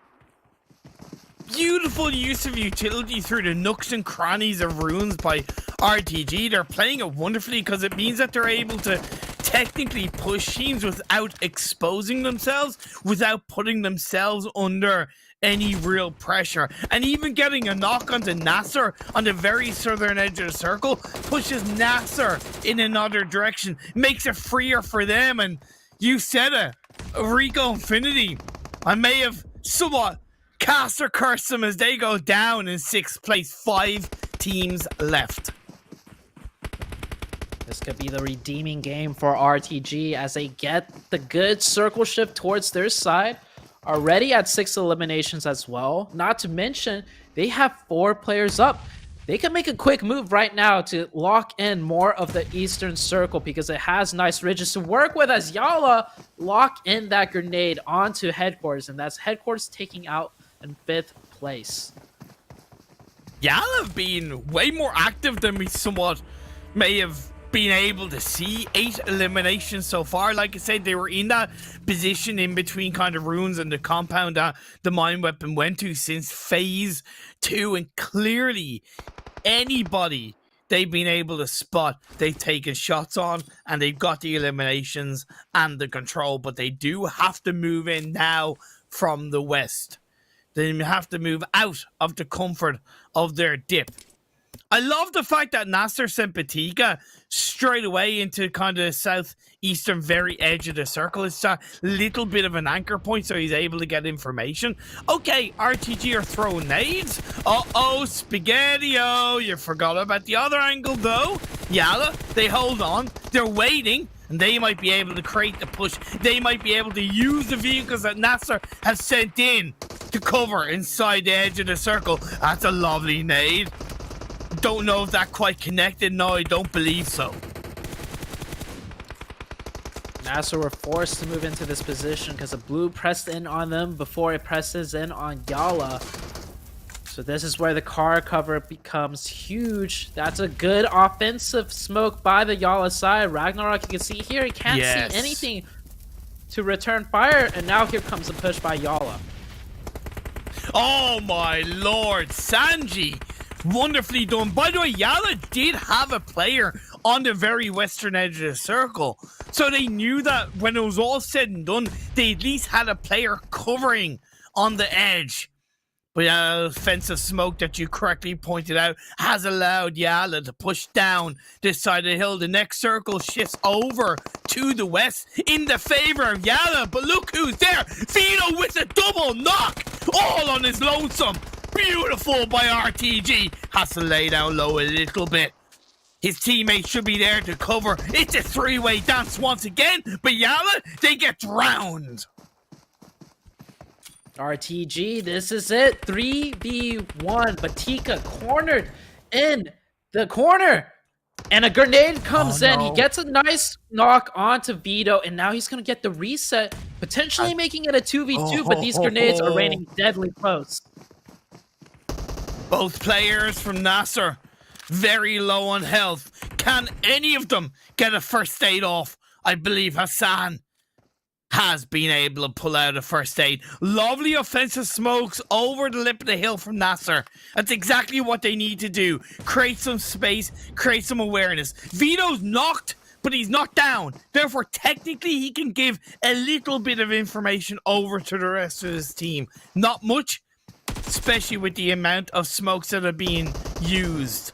NASR do need to move away, though. They do need to push. RTG are going for the revive. I don't agree with the revive, but a knock is going to be played out full. Baits them wonderfully. 1v1, RTG are going to get the chicken dinner. Very well done by RTG. I think the clutch play was Vito. You saw him snake off by himself, and they created a 1-2 split, and that third party was insurmountable in taking down YaLLa, because YaLLa had 4 players up. If YaLLa took the fight with NASR without that third party involved, YaLLa would have had 4 up, and they would have had the zone in the end. And you saw RTG, they had to come in from an area of no cover, no ridges. So that Vito snake play absolutely set themselves up for the game-winning chicken dinner. And $1,000 too for the pockets of RTG. Yeah, $1,000, but I think it's more, it really was more of a kind of just that game that gives them a lot of confidence points, very much needed, but also confidence, the belief that they can get the job done, because again, they were slipping a little bit through the first 2 games, not as much security, but that win, 27 points, that's going to be a big relief in my eyes for them, and some weight lifted off their shoulders. For the people that are just tuning in, RTG came into today's Super Weekend sitting in 16th place overall. Only the top 16 make it into the finals. And so this chicken dinner is huge for them, and it's a momentum change. I think RTG, when you have bad games, on game 1 and game 2, if you also have a bad one on the 3rd, it gets way harder to try and bring it back in game 4 and 5. But the middle point, having a turning point for them, must be a very good feeling. The Mind Weapon, 3 games now down, and they've yet to hit the average points per game needed in any of the games. The question to you, are DDD safe in the finals, having only made 1 super weekend? Ooh, they're not safe yet, but with each passing game that, specifically the Mind Weapon doesn't do as well, they're looking a little bit safer and safer. I would say the Mind Weapon was probably their biggest threat outside of RTG. But RTG, had more of a point lead. So we'll have a better idea now, though, that we're going to head into the overall rankings. Not much has changed on the first page, I would have to say. Nigma Galaxy kind of showing, more consistency and improvement, started to make their way back up the rankings.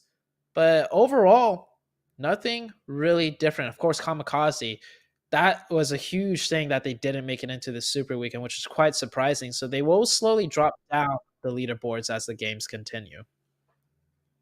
Yeah, DDD in 15th place. So if RTG passed them, which it's looking like it, that's fine. That's no problem, right? That's why you say that win by RTG was a good weight off their shoulders, because it just gives them that extra boost of confidence that they only need this amount of points to make it past DDD, and they're secure. It's extra points ahead of the likes of Mind Weapon and 4K, right? Of course, 1 million, they're just going about their day per se. This is the last page, though. 71 points for KURD12, 70 for Mind Weapon. 1 point behind KURD12, but they're still 90 points behind. Well, 91 points behind DDD. Mm-hmm. So if any team is going to kick Triple D out, it is most likely looking to be the side of the Mind Weapon. So they need 91 points to tie with Triple D. So let's just say 92 Yes. points. 92 points with only 12 more games to go seems very doable. But the problem is, this Mind Weapon team, they've been in the Super Weekend before, and they choked last week similarly to how they're Yes. choking right now. Exactly. And the scariest part is not so much the execution that's falling apart for the Mind Weapon. If it was the execution, I can excuse that, right?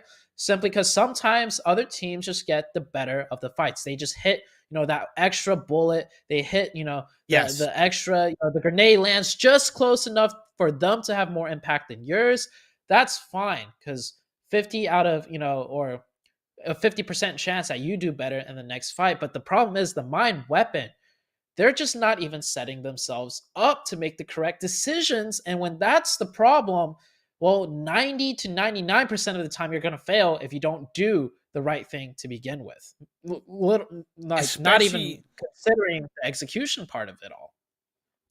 Yeah, especially at this level of gameplay, right? Especially in the PMPL, they need now. It's gone from kind of 7 points per game to 8 points per game. Now they need to overtake Triple D. And I think, okay, that's only 1 point extra per game. Like I said, in the 3 games we played so far, they've yet to hit that 7 or 8 point average per game in any of the games so far. So it continues to beg the question, do they have what it takes to pass? And right now it's not looking like it.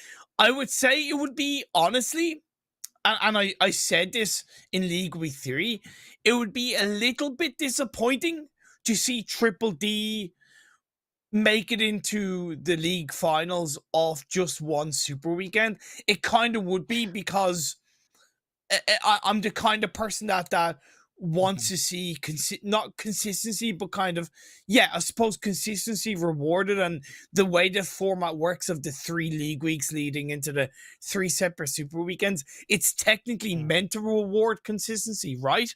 Yeah. If they make it, then inherently they deserve to be there. But a small part of me, to an extent personally, really wants to see Mind Weapon make it in because of the extra Super Weekend they were able to qualify into. So that's just a bit of a personal opinion as we look at the uppo moments of this third game. I would have to agree with you on that one, but that kind of just magnifies how great of a Super Weekend Triple D had. That there's a chance they might make it in off of one Super Weekend alone. And they still have the second highest average of Super Weekend points per game. The only problem is they could only make it into one. And here's that 1v4. The drop shot coming in here and then immediately flicking back to the right. I would have to say, though, looking at this highlight right here, Nigma Galaxy definitely, whenever a player pulls off a 1v4, it's a combination of the one player hitting insane shots and insane mechanics, and then the team with 4 just absolutely messing up, right?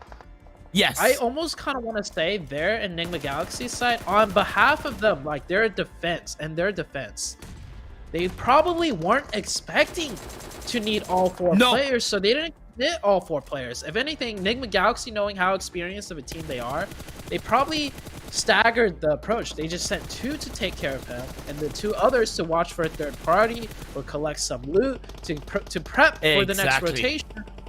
And when the first 2 went down, the third player was like, I'll come in for the quick finish. He got drop-shotted.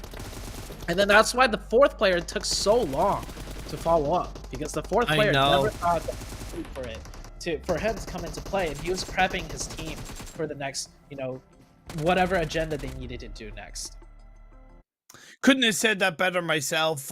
That's what was in my head as I was thinking about it, and which is why I said I'd love to see a kind of a highlight of that replay, and we saw it in the highlights. So well noted from yourself, Zute. We're gonna note about going on a break right now before we make it into game number 4, the first Sanhok game of the 3rd Super Weekend. You're not going to want to miss it.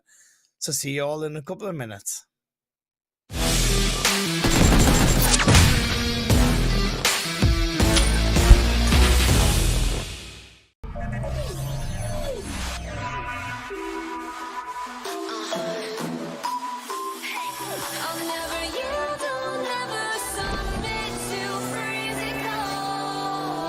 gotta show how we puzzle this. Take the victory rushes. Bet on me, bet on me, bet on me. Look how we get the first prize. Every time landing in my own way, break a leg. I like to see them get surprised. We're like bang, bang, bang, bang, bang, bang. For the game, you know we got the squad with us. Winner, winner, chicken dinner. Show how we puzzle this. Take the victory rushes. Take the victory rushes. Bet on me, bet on me, bet on me. Look how we get.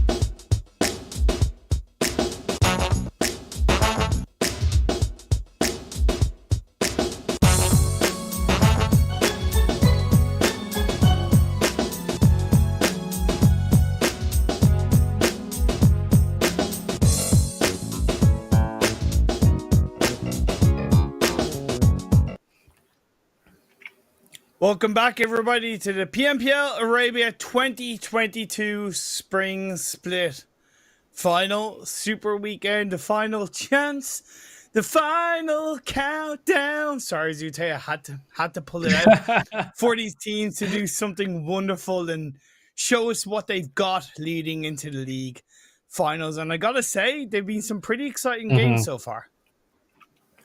Pretty exciting games. We've seen teams that, we haven't seen step up in a very long time, namely Nigma Galaxy really step up. And then, Yeah. of course, RTG fighting for their tournament lives at stake here, clutching that last chicken dinner and a beautifully, well played split on that 2-1 at the very end. And it's like all the teams, have something to say coming into this last Super Weekend, and it has been quite enjoyable to watch so far.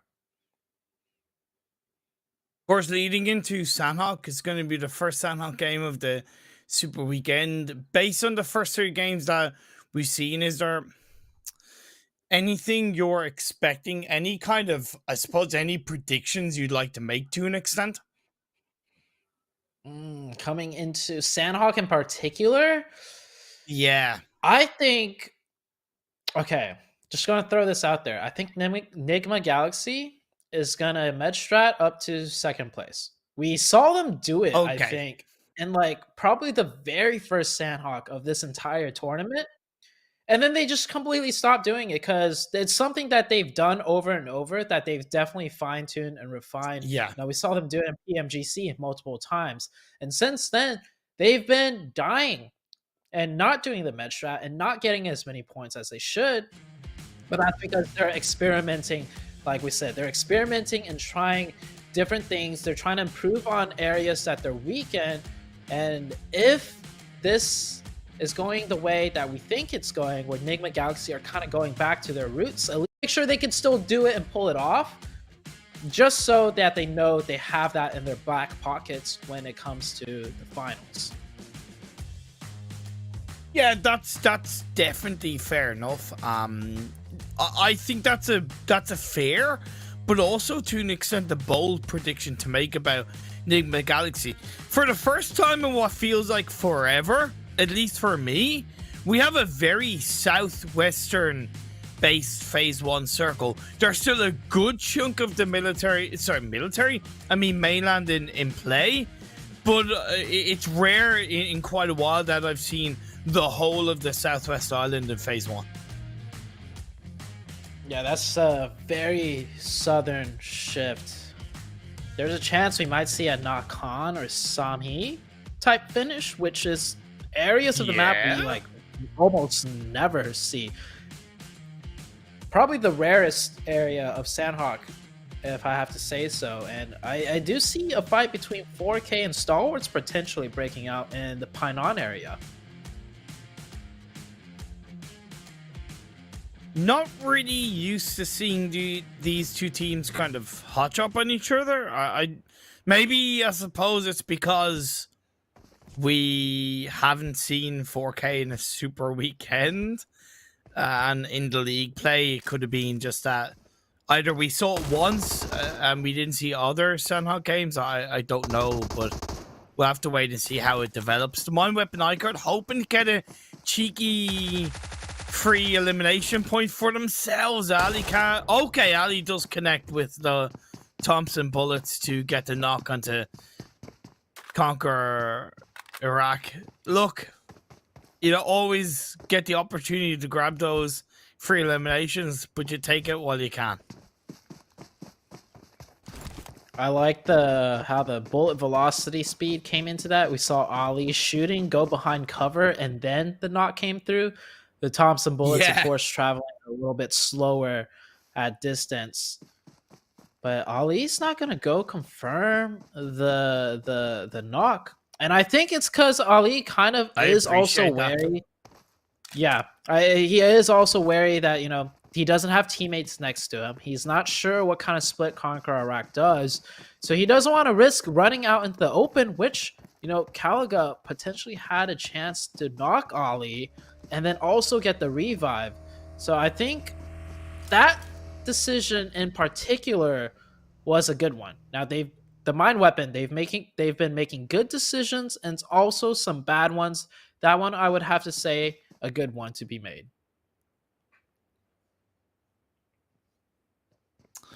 1000% agree. Revolution already has one player on the northern edge of the circle up in the northwest island. The other 3 players doing Hating. Rad have an easy play into this phase 1 circle. 2 players already in there.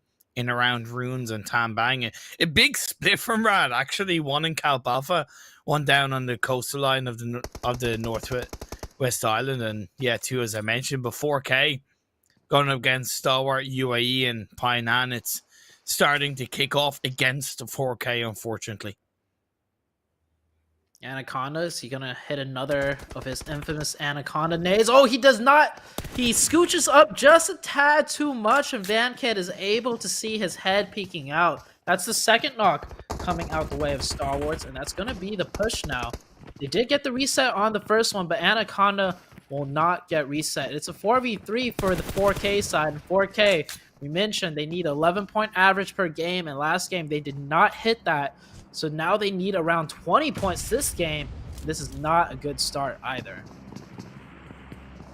Beautiful flank, I thought, from VanKid to go on the other side of Painan. Not many players look to really execute that cleanly, and VanKid did it perfectly. Mortal, Rafi, Cobra, a little bit pinched up together, and then you have the third player from 4K isolated on his own. I like how kind of cool, calm, and collected Stalwart are being with this. They don't have the full information on where all of 4K are, so they're biding their time, and even one of the players from Stalwart is now coming across to make it I believe a 4-man spread on the same side of Painan as 4K. You see Mortal moving around here, giving away some audio cues. As he takes some shots, does not connect. The side of 4K a little bit split up. I don't know how good their sightlines are to support one another. They need to readjust to play more together as a team, because you kind of see Mortal just being isolated off Cobra just as well. Oh, now Rafi Cobra are going to be in a bit of a 1v1 initially with its Budo. It's a 1v2. That's exactly how you need to play it, Stalwart UAE. The response trying to be made out. Unfortunately, Rafi is going to get knocked straight away. Mortal is going to come with a two-piece, nearly a third. But he's going to get put down to the ground. And now the last player, 4K, is going to try and go clutch mode. A nice nade, a third party from a distance at the hands of headquarters is going to send Stalwart UAE back a bit. And that's going to allow OneCo to take full advantage. No, nice molly. Oh. That should connect, if not send him out in towards the open. But he gets one knock. Unfortunately, not the second. And Stalwart are able to survive easy with the clutch elimination onto 4K. They could get the full reset, but RTG feeling confident after the last game, coming in, driving into Painan for maybe a third party, but they stopped short. They stopped on the other side of Painan, so I do think Star will be able to get that full reset. VanKid, that's a little bit tougher of a cross to make. RTG, in my opinion, with the amount of information given out, the fighting back and forth, if they kept track of the kill feed, maybe just close enough, they could have full sent that a little more aggressive. But I don't blame them. It's quite difficult to keep track of the kill feed with 100% accuracy with the new hidden update, right? We've been playing on the hidden kill feed for a while now. So RTG playing it safer rather than just risking it all, because at the end of the day, they're in a good spot to qualify as long as they don't throw games. So I respect that decision to not just go all out. Plus, you've always been a bit of an advocate of teams staying in Painan. I don't know if is it a good idea in your eyes in this kind of circle to stay in Painan, or do you think the hills either side are a better idea? I think Painan is perfectly fine in this type of situation. Typically, though, it's one team holding down the entirety of the Painan. So you have your options on east or west, and you won't get kind of sandwiched in. But they do send two players back up the hilltop, which in this case works out perfectly because they can't control all of Painan. Instead, they'll control half of it and the eastern hill. So that's a really good adjustment to be made. I definitely prefer that way more than them just sharing Pi9. But we'll see where the circle goes and which side of Pi9 will be more favorable in the upcoming shift. Oh, okay. That's a bit of a heavy shift to the east on phase 2. Yeah, okay, it takes away the Northwest Island, but that was never really going to be a massive contention. The big thing in my eyes is that it's a pretty even 50-50 split nearly between the mainland and that Southwest Island. Pretty 50-50 indeed. And I think we're going to see both sides of the islands in play on the next circle shift as well, because that river is so heavily centered that unless if we get an extremely hard shift to the east or west, we're going to be looking at a potential question mark as to which side it will go to. Falcons on the far southeast side, trying to edge their way in, but they're running into the likes of 963 and NASR. NASR with a nice 2-2 split, controlling the high grounds of Cave, and then some compounds and hills further in on the zone. I really don't like this Team Falcons split. I think it adds absolutely zero value. Zero value at all. I know they've lost a player. I really don't like it. Rad, now sending it into a deeper part of the circle. Not really looking fully. Rip is going to rip through to get a knock into Munir. The rest of headquarters are behind them. The thing is, can they activate a full engagement onto Rad from their setup? I don't think they can, really, because Rip is the only player that's heavily on his own in front of this fight. I like the snake play, though, as Nigma Galaxy actually confirmed that knock from far distance. Yeah, you see them right there, way in the distance on that hilltop. Some eagle eyes coming out on Nigma Galaxy to steal that one away, but that puts Rod in an even more difficult position as they realize they're going to be peppered the entirety of their defense against headquarters if they stay on the tip or the high ground of the top. So they're going to be forced down next to the rock just to keep their heads low. And even though headquarters didn't get the elimination point, that's still good information and even more hill control for them, because they are sent further back. They're even sent realistically away and into the arms of the one Twisted Minds player that's inside that compound. He hasn't really... Okay, now he's made some noise with those footsteps to disengage away from the building. His teammates are behind him, so that's okay, but one of the Twisted players has gotten knocked. It's Destiny. He goes down. His teammates aren't there to really... or can't be there to support him, and yeah, that leaves Twisted Minds down to a trio. Twisted Minds playing a somewhat greedy split. Of course, they just weren't expecting a team to full send in so quickly with the buggies. So Twisted Mind, it was a domino effect, right? Rod would have stayed on the mountaintop if it not for headquarters snaking out that initial knock, and then Nigma Galaxy from long range. So it was an unfortunate domino effect for Twisted Minds, whereas otherwise that split would probably work, I would say, 7 times out of 10. So Twisted Minds will eat that loss right there, down to 3 as we head into a very hard Eastern Circle shift. This could be another big game for the likes of RTG now. I really don't mind this circle shift, because even though it's clearly a hard shift over to the east, at least it guarantees to the teams that it's a mainland finish, right? It might be a bit of a pain in the ass, but there's no this 50-50. Is it still going to be in my island? Is it still not going to be in my island? It gives all of the teams a clear direction on where this circle is going to finish. Yeah, absolutely. And this area of the zone, way more familiar than a more Western circle finish. So even though a lot of these teams have to deal with this hard shift, at least they're familiar and knowing what lies ahead and what kind of fights that they might have to take. Revolution coming down the bridge side, 1,000,000 using their vehicles, doing a wrapping rotation on the northern end. YaLLa's got to be kind of careful because they're on the edge of that western side, which means a lot of these teams are going to be pressuring in on them. And YaLLa's holding a very wide split. I don't know if they can manage to hold this all the way through. Yeah, I understand that, but I think it's a well coordinated split. I think it's for the most part a split that they're going to be able to support each other from. Because if you look, hoping that's a little bit outside the circle, it has good sight lines on where Ragnar and Sanji are. And then you have Powerful, that's an anchor position in the circle. I still look at this as overall a net positive split for YaLLa. I would love to see them play this split, and then near the last moments, if they have vehicles, group up and just go to Powerful.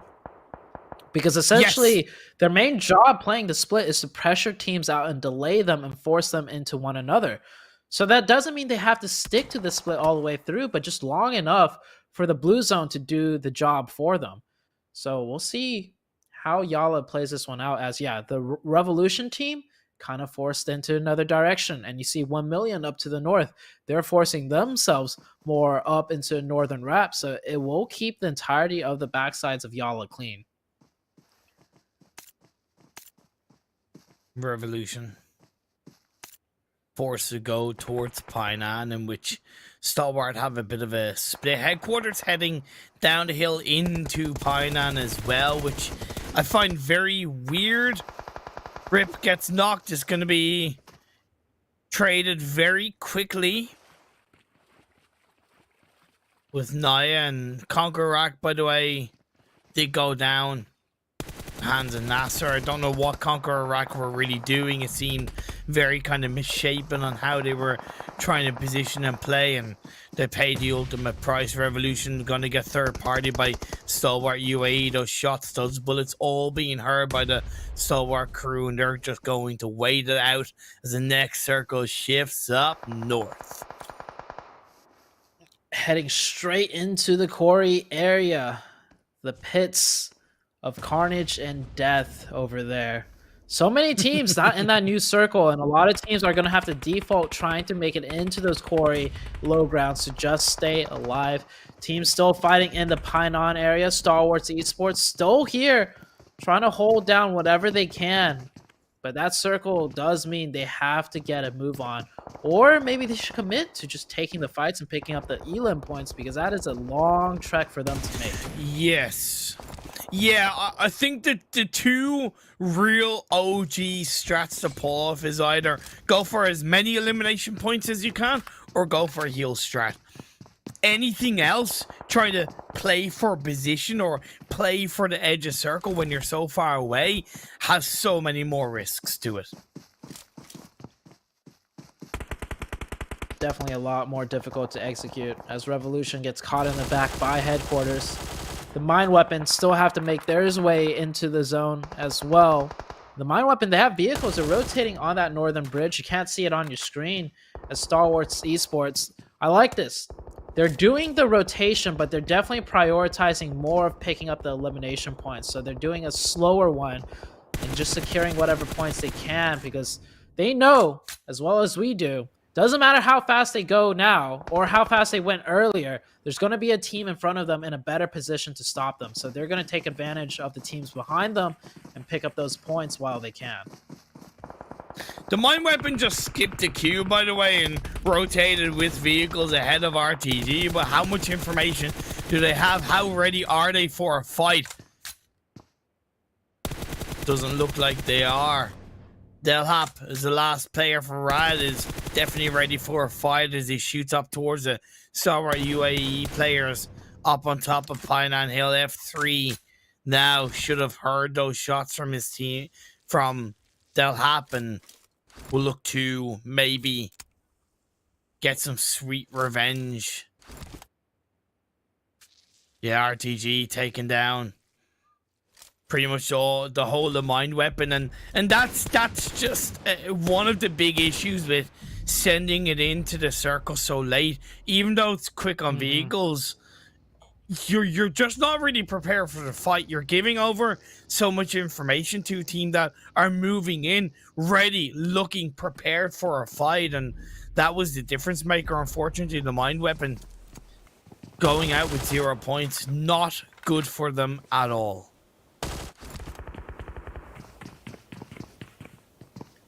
The mine weapon. They're the team that's looking to overtake Triple D. And with another bad finish, it's looking less and less likely. RTG, meanwhile, on their hand, they were already looking more on the safer side to qualify, especially after the chicken in the last game, and they're continuing to showcase why they deserve to be in the finals. The circle has shifted away from the depths of Quarry, so we are going to go on to more of the grassland areas of the Quarry location, with Rico Infinity holding down a very strong compound. 1 million coming down from the northern side. They got vehicles. They can definitely full send into the northern edge because there is a compound that's open for them to play. Okay, are you a bird of playing as a Superman? No, it's just 1 million flying into the circle. That's like 12 out of 10 stunt level right there. Going in style on the edge of the circle. Let's go. And this part of Quarry, or this part of Sanhok, is probably my absolute favorite part. Because not only do you have the compound, you have the warehouses, there's a lot of rocks and trees around this circle that allows for some sneakies, allows for some well-communicated, coordinated team play. Nigma Galaxy looking to take the fight against NASR on the warehouses. It's not going to be easy. NASR look prepared as they cook up a nade, cook up a molly here, there, and everywhere. But Nigma trying to play on the other side. And that's good by Patika, but I think he could have used his gun rather than a nade at that point.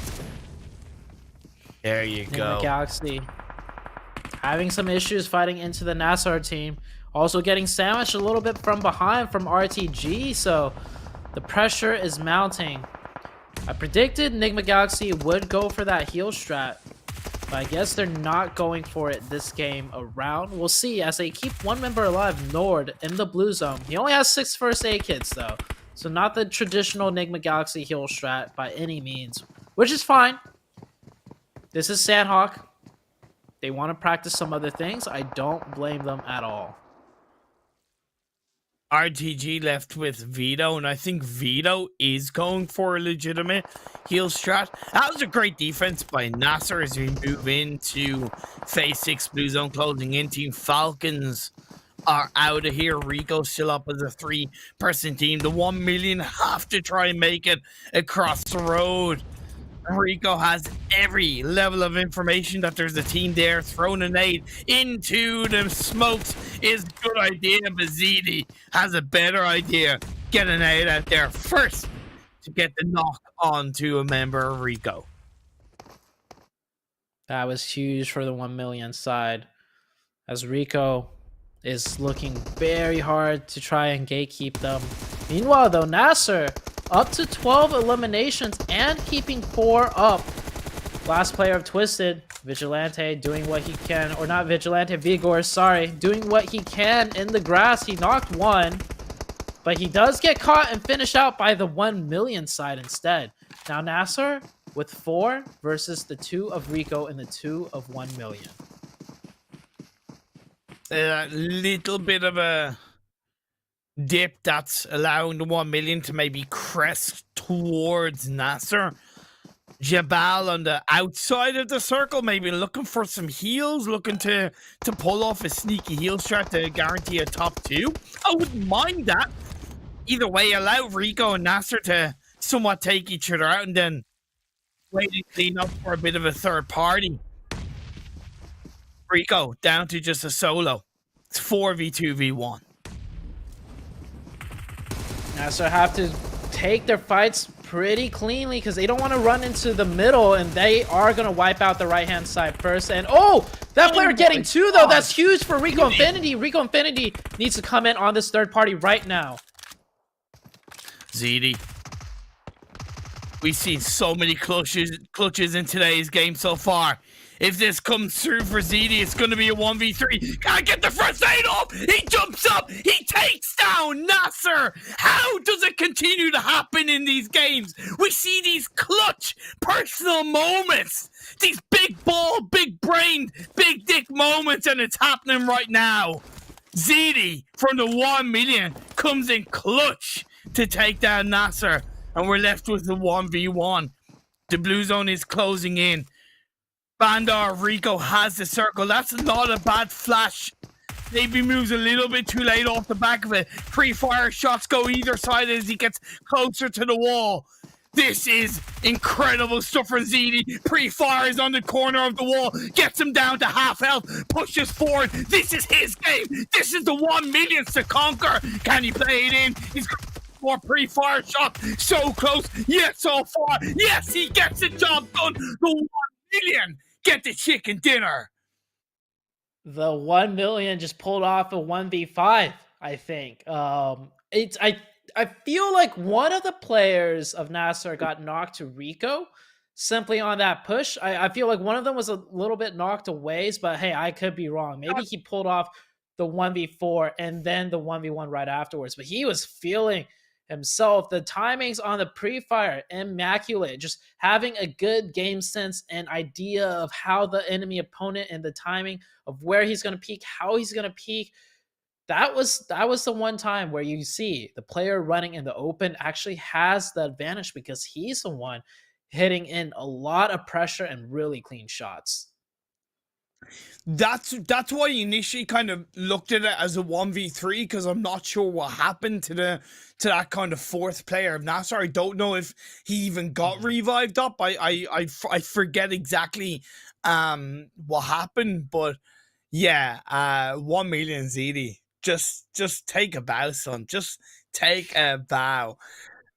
I don't know what it is with these games today as well, because really, like, I'm not saying we haven't had standout personal moments from players in PMPL Arabia, but I really feel like today's games we're seeing so many more. Maybe it's because it is the last weekend. Maybe some teams are being a little bit more relaxed because of the position they're in games, and maybe some teams who really want to absolutely prove something before the finals are looking to take some more risks. I don't know exactly, but it's just so damn good to witness. It is so good to witness. In my opinion, it being the last Super Weekend, everyone's pumped, and that could lead to one of two things. It could lead to players really clutching it out and having standout moments like we saw in the past 3 games, or it could lead to teams getting a little bit overzealous, a little bit overconfident almost, and just not having the cleanest of executions, which I have to say, that's what happened to NASR. It was definitely not the cleanest of push, that 4v1, going terribly wrong. But then on the side of 1 million, I mean, the blood was pumping the correct way, and he was just absolutely slaying it out in the end game and clutching that chicken dinner and the $1,000 for his team of 1 million. Man, just so good, and it was a really great game from NASR Esports up until that point. I thought they had a really healthy split across the whole game. They adapted to the circles really well. I was genuinely keeping a close eye on them because they're starting to become, in my eyes, a team that are very good at setting themselves up for the late game. And then when we saw Nigma push in, they dealt with Nigma really well. They dealt with RTG really well. They dealt then with Twisted Minds comfortably overall. That slightly sloppy moment was rewarded. Well, not rewarded, but was punished by the 1 million, and 24 points secured by 1 million Esports. 24 points for 1 million, 24 points for NASR. Do you know what the difference between those two 24 points is, though, Imperium? What's that? The $1,000 that 1 million won. Damn, son. I just putting it out there. I mean, yeah, they tie in points, which is great, for the second place team to have so many eliminations to catch up. But this is the Super Weekend, and only one team per game will get that $1,000. And we saw on that second half page, both 4K and the Mind Weapon having a abysmal finish on Sanhok, and we'll soon see on the overall rankings that are on the screen right now how that's going to impact things when it comes to the bottom half of the top 16. Yeah, look, I'm trying not to be harsh, but 4K aren't doing it. They're not making. That's 2 games in a row. They've got 0 points. The task was just too hard for them. RTG, they got 8 points in that previous game, so they're closer to Triple D. Rad now on equal points to Dunak, but yet to really overtake them. And the 1 million, of course, sealing their task ahead of Dunak to climb into 12th place overall. I just also don't think the Mind Weapon has what it takes, as we look at them with 70 points in 19 games, still one less than KURD 12, never mind Triple D. Triple D is right now about 70, 81.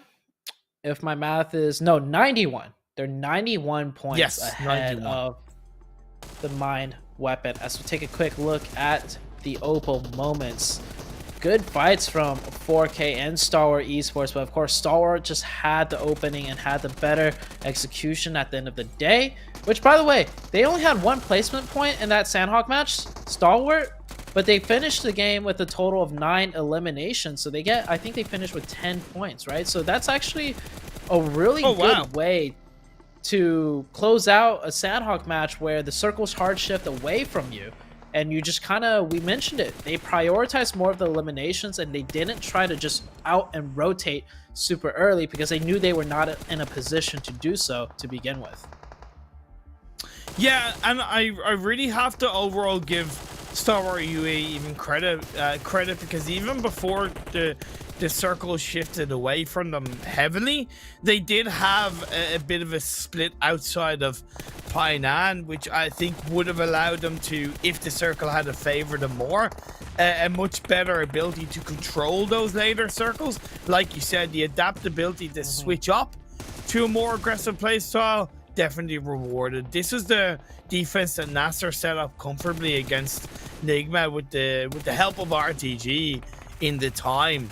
And it allowed NASR to continue to rack up those elimination points.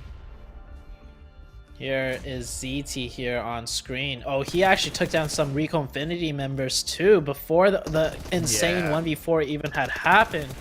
Maybe we'll get to see if it was a true 1v4. But either way, he took down 4 players for sure, because he took down the Rico Infinity player. There we go. There's one, I two. didn't get the, we didn't quite get to see it. No, because there was 3 players from NASR at that point, as far as I know. Oh man,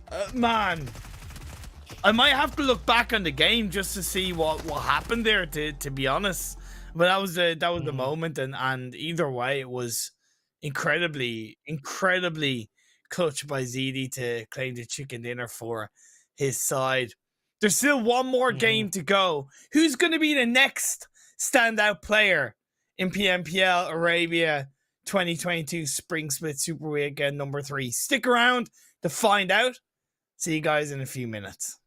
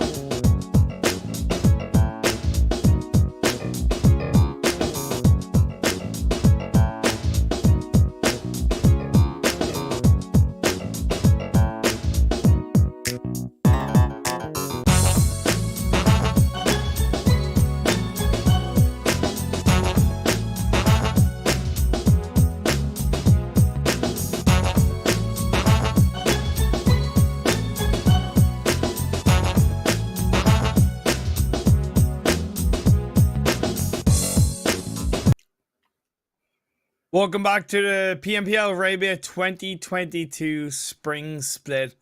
There's something funny in the air tonight, Zute. We've got clutches here, we've got clutches there, we've got crazy games here, crazy games there. Yes, the circles may not be wild, but the plays certainly are. Ooh, the players have been stepping it up right now. We saw 2 1v4s now with an included 1v4 chicken dinner. It's been insane, and it's only the first day of the Super Weekend. I hope this keeps up in the next 2 days as well, and maybe even the finals will get even crazier. Yeah, we always talk about kind of building stars as well, and yeah, okay, I've always been a kind of team orientated analyst slash caster and kind of focused on the team doing well and what really helps to make a team great. But highlighting and isolating kind of star players and star moments and plays which really turns a player from being viewed as decent to, whoa, we gotta look out for this kid. We've seen a number of those moments today, and it's really healthy to see, because again, you know, leading into a longer term aspect, the finals, the fall split, the mid-seasonal event, etc. Everything kind of is all that kind of step by step, and if you can create a positive domino effect for you and your team from one clutch moment, go for it. You run with that, you grab that ball and you absolutely run with it. So I hope that we see more moments, as you can join in on the conversation and let us know what you think of these crazy moments with the hashtag. What is it, Zute? Hashtag PMPL. Don't forget, it's not going to change anytime soon, I don't think. We've got the PMPL running for the entirety of the year. And of course, you can follow us specifically on the YouTube's Facebook, Esports, Instagram, Twitter, and TikTok. Oh man, we're getting ready for the final game. So we haven't done this all day, but we're going to for the final day. I want a chicken dinner prediction. Ooh, chicken dinner prediction. Can I predict? I'll predict after I see like the first circle. No. I want it right now. I want it right now. All right, I'm gonna go with Rico Infinity. They haven't won a chicken dinner yet, and they're the team that I predicted last time, and it worked out quite beautifully. I'm gonna go for Nigma. They've won one today. They're looking overall a lot healthier when it comes to maybe playing to their fullest strengths. So if you're gonna go for one top team, I'll go for another. Why not? Okay, fair enough. So we are on the last match of the day. Teams are looking hot and ready for these matches. Not just teams, players alone. You talked about building out superstars on teams, and you're saying how you're more of a team-oriented focus caster or analyst, right? I'd have to say it does kind of really matter about the individual players as well. One team you want to take a look at is the side of Nova Esports. They have built their backs and the entirety of the team's strategy and playstyle off of the backs of Paraboy and Order. They have 2 star players they really heavily focus on, and that's how they build their team synergy on. And it's a team that's won multiple championships back to back. So yes, star players, or I want to say teamwork and synergy at the end of the day is king, but you need those star players to kind of fold and mold your image around. And I think that's how, at the end of the day, Nova does it year in, year out. Yeah, can't disagree. Can't disagree at all. 1million seems to be going for a Novo fight with RTG, if I'm not mistaken. RTG don't normally drop here. So 1 million, because as far as I know, 1million dropped here in the previous Erangel game, if I'm not mistaken. RTG went over towards Zarky, so I don't know what has caused RTG to drop here, but I'd imagine off the back of the chicken dinner in the previous game, 1 million are feeling like $1 million. Oh yeah, it definitely, the playing path has had something to do with this scrap engagement. Hopping out of the car a little bit too quick. Gets self-knock. Hayes Vito, though, got the support of his teammates. Really good job by RTG, or 1 million, to isolate out a player like that. But they're down to 2. They'll get a revive onto third, so it'll be kind of set into a 2v3 scenario with RTG and the disadvantage when it comes to the amount of people they have.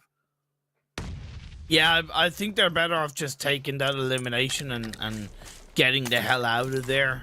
Just run to the hills. Run for your life. And I think 1 million are kind of going to do the same. They'll grab their 2 elimination points and finish looting up Novo. Phase 1 popped up. We haven't really had a chance to talk about it. And it's complementary to the playing path. Quite heavily down in the southeast. This is a, if I was with Highland, this is one of those circles where I would just go ahead and predict it being a military base finish. Right now, the circle is looking more like a 70% chance, I would have to say, of it finishing on the main island. Maybe even only 65%. I don't know. Quite a little bit of the military base is in play still. Yeah, honestly, I was thinking before you said that, I could see it ending in Military Island. I really can. Because there's enough of a chunk that even if it isn't quite as heavily south on Phase 2, you're still going to have a healthy amount of Military Island in play. Revolution, we saw them fighting quite scrappily against 1 million in a previous Erangel game. Was more on the western side, but it seems like Revolution are going for a bit of an earlier rotation towards that eastern bridge. Of course, once you get closer to the action, they might be able to smell the opportunity to third party this 1 million RTG fight. They're definitely aware of these two teams' positions. It can even be said, based on the playing path, Revolution might have been expecting those two teams to fight, because you mentioned RTG went to Jarkey the other game, but with the playing path being so far south, we've seen RTG take Novo too from time to time. It just so happens this time around, these two teams are both dropping there due to the playing path. So Revolution maybe looking for a third-party attempt, or maybe they're just looking to secure down an eastern bridge crossing, because the zone is heavily favored towards the east, like you said. Yeah, right now they have 2 players there, so it could be that kind of like, well, we see what's happened in the elimination feed. We don't know exactly if it is a Nova. We'll presume, but we won't commit. We won't put all our eggs in one basket. That I can certainly respect from Revolution. As we get through this game, Falcons dropped in Yasnaya, or they went to Yasnaya with the vehicles, shooting up north, 963. A little bit down south to them, and Twisted Minds and Stalwart UAE quite close to each other and around Farman. Milta, pretty standard stuff. I'm looking at the map right now, and we are seeing a heavy congestion around the bridge area. Of course, the bridge area is center of the zone, but just as well, teams are wanting to potentially prep for a military-based finish.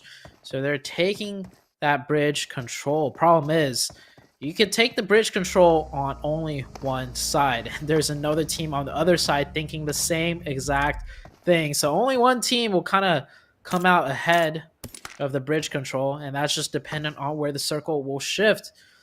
I want to see if some other teams set up on the western bridge even to just secure down a western bridge crossing right now rather than later. Yeah, and I think a bit of an understated position to be in this kind of circle is the coastal line of the mainland. When we do see a more predominant military island circle, teams will go there, but nobody's there in this kind of circle as of yet. Revolution, I said they would look to get some information, but they wouldn't commit all of the team to this bridge camp. It's definitely set up for a beautiful blanket onto the 1 million. Now down to one player, the clutch master of the previous game, ZD, going to be left on his own. I don't think he's in a position to clutch this fight just yet, at least. Good play by Revolution. I love that setup. They understood they can't just only camp the bridge, but they have to camp the potential scouting positions of 1 million as well as they scout the bridge itself. So that's a very nice adaptation and more of an advanced camp out of the Revolution side. Of course, ZD making it away with one. Oh, okay. I thought that rock might have just damaged the car enough for it to blow up. That would be tragic to see, but you can see he doesn't even have any meds either. So not even really looted up. And I'm looking at the minimap. There is a Revolution player trying to chase him down as Nigma Galaxy get into a fight with KONQUEROR. Both teams are fighting here. Yeah, the circle's way further to the east, but both teams are trying to... Yeah, exactly. They're trying to secure a crossing to military base from this position in case it does shift over to the south.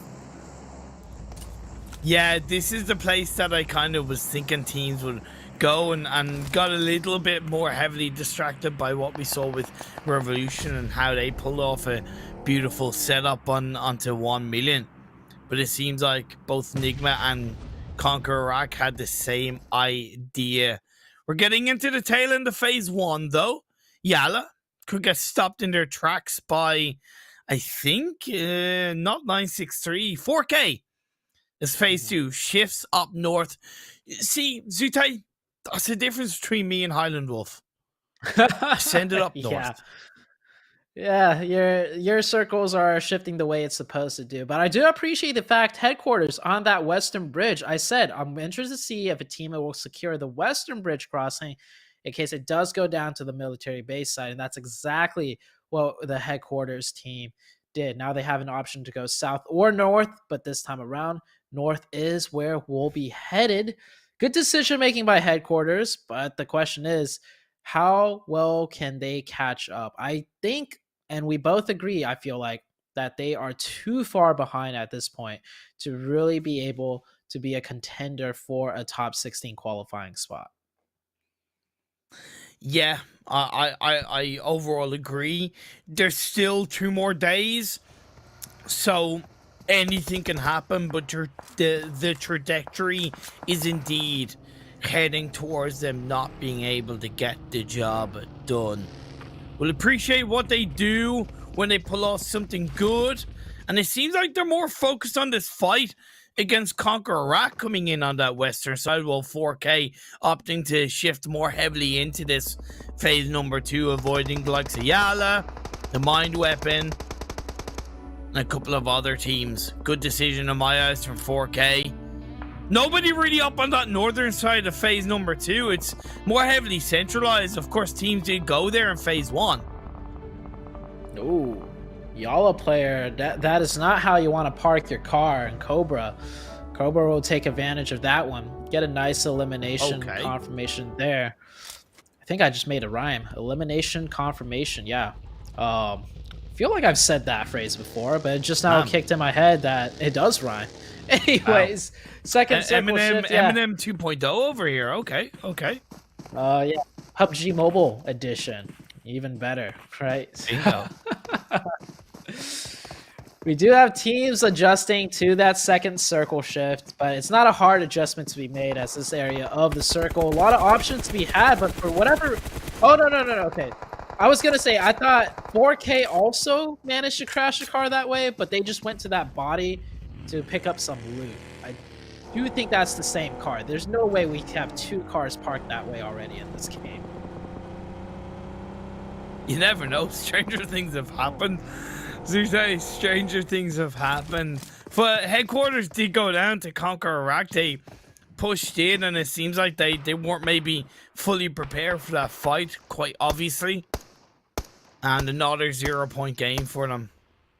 Again, continues to fit the narrative that we've highlighted after a couple of games. They're just not able to get the job done. Phase 3 about to pop up. Lumberyard isn't really heavily prioritized, other than kind of Rad, who have a good split. Next circle is about to shift already. RTG down to 2. KS Vito continuing to maybe loot up for some more meds, I might believe. And we do have a very hard shift to the southwest. Do have some water in play as well, so that does limit the amount of land that's available in play. But this area of the zone has probably one of the most amounts of compounds just scattered throughout the circle. So we could see a lot of teams, if they all manage to find a compound of their own, we might have a very high player count coming into this third. Is this the third circle or the fourth? It's such a small zone already. The third circle. Okay. It's looking like the fourth because there's so much unplayable water in this area. But yeah, I think this is the third circle indeed. CONQUEROR, after eliminating headquarters, they put themselves into a compound on the coastline and they've been rewarded for that. Twisted Minds still have a bit of a split, which might bite them in the butt off this circle shifting heavily down south. The Mind Weapon now eking in through the northwestern edge of Potato Hill. Rico Infinity. This was the team I did predict to just win. Wait, did you predict a team? I don't think you did. Wait, no, you did. Nigma Galaxy. Yeah, I did. I said Nigma. Yeah. Right. So we got Rico coming in from the west side, and Nigma Galaxy, a more central position heavy team. It is not a surprise because they do start the game in a very center position, so it plays out to their play style. Nigma Galaxy in a good position. Rico Infinity sweeping in from the southwestern side now. Nice split by Nigma. They're not too scared to spread out a little bit. I hear you giving a deep sigh. Do you have a different opinion? Yeah, just no, more off Rad because I saw them in the elimination feed, loser player to Twisted Minds, and I highlighted their spread around Lumber Yard on the previous circle, and I get that it's shifted far away, but I just don't think this is the right phase to go for a big push into the circle. They could easily have played the edge, right? They could easily have used that spread to get information between the northeastern edge of the circle and the direct eastern edge of the circle and played in slowly that way. And it kind of continues to play on what I talked about them at the start of the broadcast, that they're not a bad team, they're just not really showing anything that screams, whoa, these are top contenders. Last player getting taken down right there by a third party from distance. Oh, Nigma Galaxy actually doing a preemptive rotation. The circle's just about to split or shift, and they're already rotating dead center and just predicting, or not even predicting, just through game understanding of where the circle could go, they immediately have a pre-rotation into the next zone, and they'll beat out the Twisted Minds to this location. By the way, ZD from the 1 million still alive, still in Military Island. This is the best kind of circle shit for him because he can just swim into the water and play on a very southern edge and just kind of have a nice Sunday swim, wait, and hopefully grab himself a good result. Nobody's really going to be looking that heavily south of the water at this stage of the game, so a good opportunity for 1 million ZD to possibly pick up a couple of extra points unexpectedly for his team. Nigma Galaxy now having to mount the defense against the Twisted Minds, but Twisted Minds need to be wary of their flank still, as there are a few teams not yet in the zone that might come from behind. And Lord with the M16 full 6x, good taps. Come on, Van Kid, you should know where the angles are hitting you from. Laying down in the open, not the play, but Twisted Minds, ooh, they're getting dangerously close to the side of Nigma Galaxy. I really appreciate that for Nigma, that they're not tunnel vision by Twisted Minds right now. Yeah, I'm not saying that they've absolutely got this defense against Twisted Minds secure, but the fact that they're looking in opposite directions and understanding their exposed side and dealing with that is definitely a positive. Molly being thrown up by Roost to stop Twisted Minds from pushing forward on one side of the buildings. I like that. Clears one side so he can move on over to the right and protect with the rest of his team. This is some really clean defense from Nigma. Great suppression coming through, and with NASR now following suit from behind, Nigma Galaxy might be able to smell a third-party opportunity. How are Twisted Minds going to deal with it? They're actually going to push forward directly into the building. They're taking a risk, but it creates some space against NASR. I like this reaction from Twisted Minds. Definitely the right play. Instead of trying to fall back to engage the team that just arrived, Nigma Galaxy would be so prepared for a counter push, but the counter nade, Ralph getting the knock onto Destiny. Yeah. And you can see right here, Twisted Minds need to mount a defense now, and their one player Vigors in the back is not able to help because of that third party coming in. Rokas getting out of the shack in towards the house is definitely important. Kaido goes down as well, so Rokas is kind of left on his own in around the shack, and the best thing, oh no, NASR, I saw the nade, I saw the path line, it's going horribly wrong for Twisted Minds, and now Nigma Galaxy gets rid of one team, replaced by another, and they're dealing with it just so well. A knock on the Hassan. Miracle gets knocked by Freak. This is a freaky push. It's Freaky Friday. It is indeed. No, it's Freaky Thursday as Nigma Galaxy defend. They take down NASR. Nigma Galaxy, 7 eliminations now. They did lose Hamodi though, but that's quite a lot of points gained for just sacrificing one player. Actually, up to 8 eliminations in the circle. We're heading down south once again, and Vigors might do the same thing that Leedy is doing, which is just take a nice swim and chillax for a little bit, as half of the circle, or maybe 40% of the circle, coming into circle number 5 is in the water. Oh, guys, I said it already in the previous game. I'm only one man. There's only so much I can do. My power just isn't that good against the might of Zute. That's all I'm saying. All I'm saying. It's like the yin and the yang, right? Just as the circle represents the yin and the yang of water and land. It's the way me and Zute work. Is sometimes the yin gets the better of the yang, and sometimes the yang gets the better of yin. I don't know where I'm going with this, but either way, the circle is tough.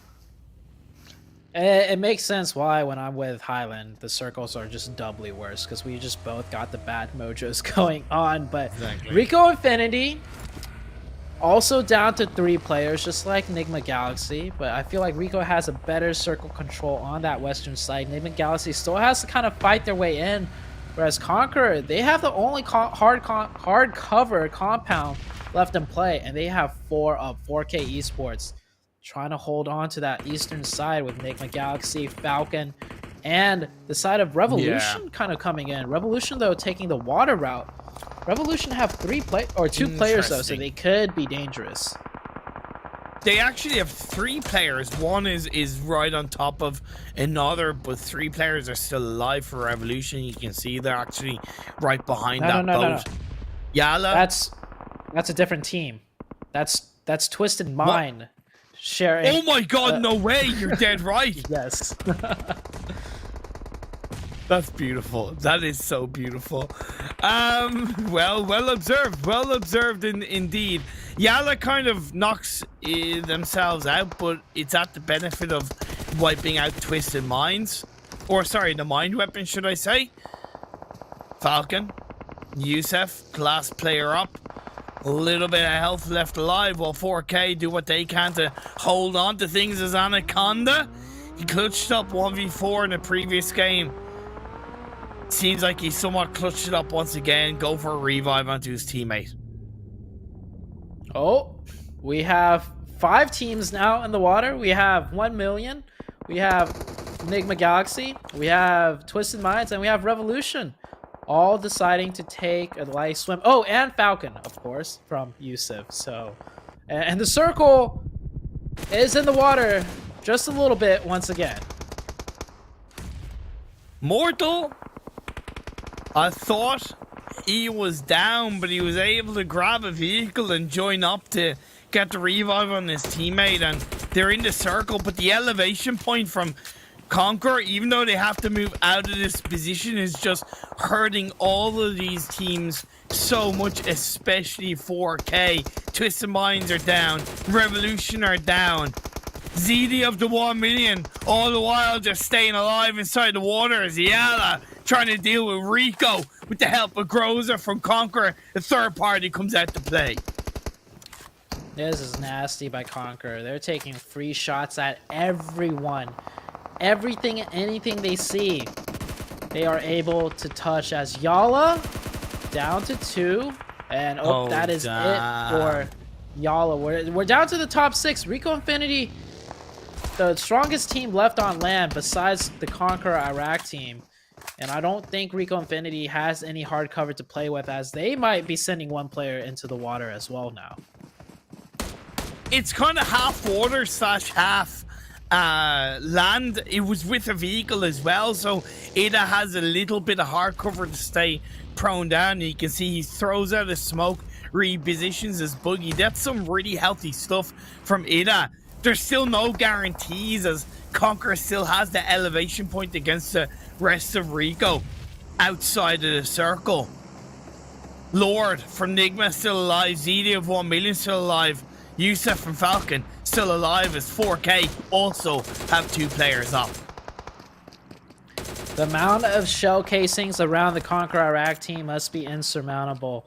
They have taken so many shots from that compound for the entirety of the game almost, I feel like.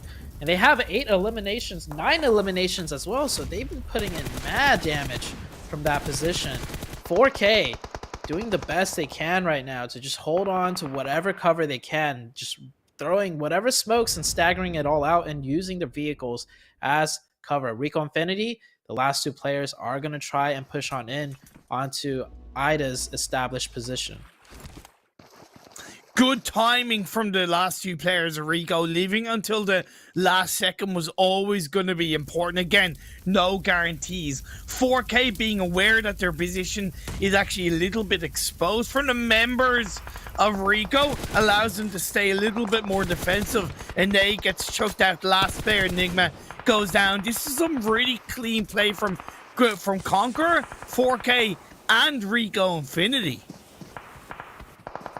Yeah, Rico Infinity just really showing their experience. You mentioned it. They rotated as late as possible, because any earlier, some of the Conqueror players might have caught sightlines using that rooftop, but they came in last second just as Conqueror had to get off, and Caliga with the 2-pointer.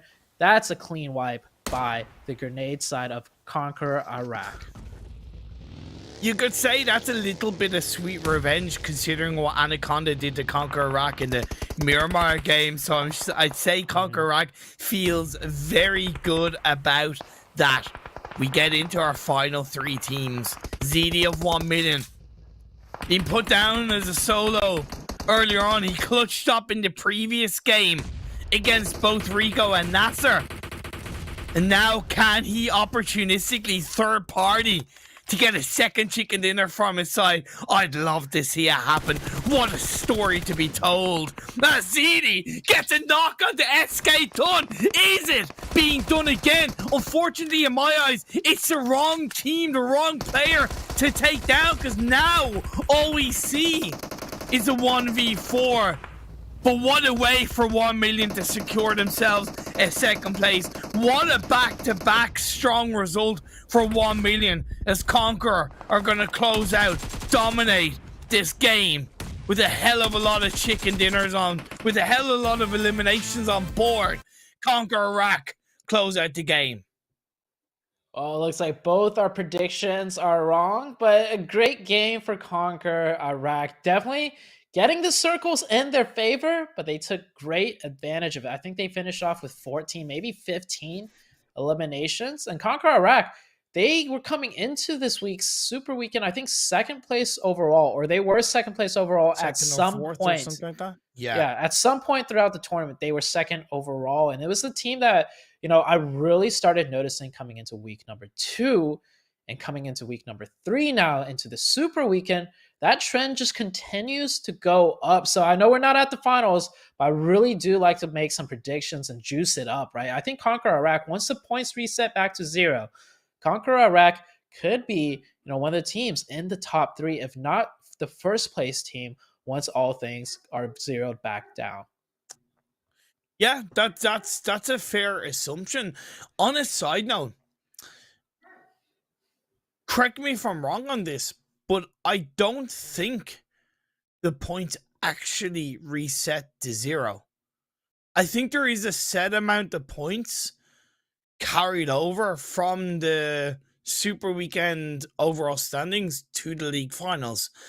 I don't know for sure, and it's something that we will look to confirm, but just as a speculation standpoint, to maybe spice things up leading into the league finals, I think that does make an impact on where these teams finish in the Super Weekend overall. So that's just something to think about. Either way, your call, your bold prediction per se on CONQUEROR, I fully echo that. I fully support that. What a way for them to close out day 1 of Super Weekend 3. Yeah, great win for them. This is one of the teams that also have a few chickens under their belt, so they're kind of familiar to, winning that prize money, so to say, from each chicken. I'm looking at the overalls right now, and yeah, besides Conqueror, the only team with more chickens is Rico Infinity, which unfortunately did not secure a single win today. Nigma Galaxy showing their consistency, getting 11 elimination points and 6 placement points. That's a good finish by Nigma Galaxy still, even though they went out a little bit earlier during the stages of that game. 4K, 12. At the start of the day, that would have been ahead of the average points per game, and it technically was. They didn't have the worst day in the world with a 14-point game and a 12-point game, and the 7 wasn't bad, but unfortunately, in the middle, it was a gooey middle of 2 0-point games, and that hurts them massively. I think the 12-pointer is a good recovery, but it simply needs to be a lot more. I agree. They need like 2 chickens the next day, plus a little bit more in the other 3 games to kind of just balance things out to catch up. And I think that's just too tall of a task, honestly, for that team. And headquarters, of course, this is the first Super Weekend, and I think this is it. That's the end of the line for them. There's not much more that they can do. And I'm looking at the Mind Weapon. The Mind Weapon iKURD. It's what is it? Technically, with 10 games left, they could pull it out. But it's just with the way they've been playing in the Super Weekend. It's not just this first day, right? We are taking a look at last week's Super Weekend as well. They just can't perform in the Super Weekends. And I think with that being said, even if they had another 15 games, if they could redo today, but knowing the kind of mentality that they have and the way they kind of crack under pressure, I wouldn't think they can make it into the top 16 by the end of this weekend. Yeah, that's harsh, but I think there's a genuine, reason behind that you've pointed out already, and yeah, they again, a little bit similar to 4K. They came into today's games needing an average points of 7 per game. They have not hit that once. 5, 6, 2, 0, 2. Like that means they're heading closer towards that 11-point average at the likes of 4K and headquarters needed coming into today's games. And arguably, to give credit to 4K, out of the 3 teams that we're looking at chasing down that non-moving target, 4K have done the best job today. They've done the best job. It hasn't been enough, but to give them credit, they've done the best job out of the 3 teams. Yeah, I think 33 points in 5 games. It's not bad, but it's just not enough when you miss 2 Super Weekends to begin with. And they're chasing a team down, by the way, that has only had 1 Super Weekend. But that team of Triple D averaged more than 11 points per game, something like that, something wild. So it was over 10 points per game. Yeah, okay, Quite wild indeed. Like, you know what else as well, Zute? Our fantastic sponsors, Oppo. Upgrade performance and upgrade fun. Celebrate your winning spirit with the brand new Oppo Reno 6 series. The designated smartphone for PUBG Mobile, Middle East, and African esports across 2022.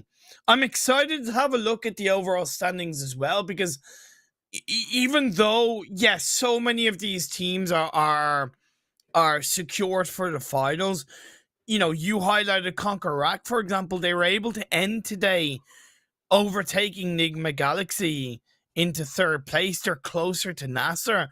Yeah, right now nobody's really anywhere near Rico, who's on 420. Nice. That's a blazing kind of score. But I think CONQUEROR have had a hell of a showing to end today. Yeah, CONQUEROR did really well. And also, Nigma Galaxy, they're back. They were at one point second place overall, right? No, third place overall. Yeah. They went from 14th in the first Super Weekend on the last day of the first Super Weekend up to third. And then they dropped down to the second half of the leaderboards at some point. And I think they're finally just kind of returning to form. But it's not even like they're back, they're getting things worked out. But it almost looks like they just were always there. They just decided to do other things. So it's a very confident looking Nigma Galaxy team. YaLLa have probably had the most disappointing game. They were coming in disappointing day. They came in second overall, and they've dropped down to fifth. Again, maybe they're trying different things. We can only kind of presume that's part of the process. But the second half of the standings, RTG 121 and 16th. They're now only 40 behind Triple D. The 1 million off the back of two fantastic games have been able to overtake Dunak quite comfortably. And Rad, they're on equal points as Dunak. So tomorrow, they should easily overtake the team to make it into 13th. I feel like with the way things are going for the Mind Weapon, 4K, and Headquarters, that this top 16 we're seeing right here is going to be the top 16 heading into the finals. Triple D will be the team that makes it in off of one Super Weekend alone. But I mean, they crushed it that Super Weekend, so we have to give them credit for just crushing it there. And hopefully, maybe I'm getting a little bit too far ahead of myself, but hopefully heading into the finals, that Super Weekend performance they had is going to be the same type of performance in the finals. So 90 points are required by the Mind Weapon. So 90 points over 10 games is a 9-point per game average. That really isn't, that genuinely is not outside the realms of possibility for any team. For any team. So we need to really kind of continue to kind of get behind that narrative per se, and really get behind that.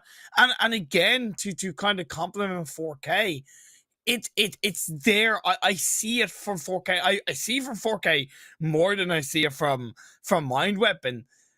So I kind of, for the sake of the excitement, for the drama, I don't want to say the top 16 now is the top 16. I'm behind 4K. I'm behind Mind Weapon. Come on, guys. I agree with you from the sense of, yes, fundamentally, 10 games left, an average of 9 points per game, it is doable. We've seen teams be able to do this. If it not were for the fact that we just see how the Mind Weapon plays in the Super Weekend, and it's like they're not making execution errors. They're making decision errors because they're just cracking under pressure. And like the Mind Weapon, they finished this week's league second overall. You don't just finish second overall in a league stage just because you get lucky. No, you do the right things. You know how to execute things. You make the right decisions, right? So it's just that Mind Weapon is just missing when it comes to the Super Weekend. And I don't know, maybe there's going to be a huge pep talk tonight for these players, whoever's leading the team. If they have a coach, it's quite apparent that the only problem they have is they're just cracking under pressure. But the fundamentals, the skill level of the individual players, the understanding, it's all there. Something just needs to click, and maybe they could turn it around coming into the second and third day, and we might see them make that miracle run. I hope so. You've hit the nail on the head in my eyes. The psychological aspect is always has and always will be so important in competitive gaming and competitive PUBG, and I think this is a really big prime example of that. Get out of your heads even, right? Stop overthinking things, Mind Weapon. Just play confidently. Have that pep talk. Whoever is the IGL, lead out of game as well as lead in game. Yes. Pull out Nigma Galaxy and come into tomorrow swinging. Please, we are all behind you. Other than that, it's time to say good night, good evening, and thank you for tuning in to today's broadcast. It was full of so many epic moments. That was great. We'll be back tomorrow. Great. It was. We'll be back tomorrow at the same time. Don't miss it. Have a good one.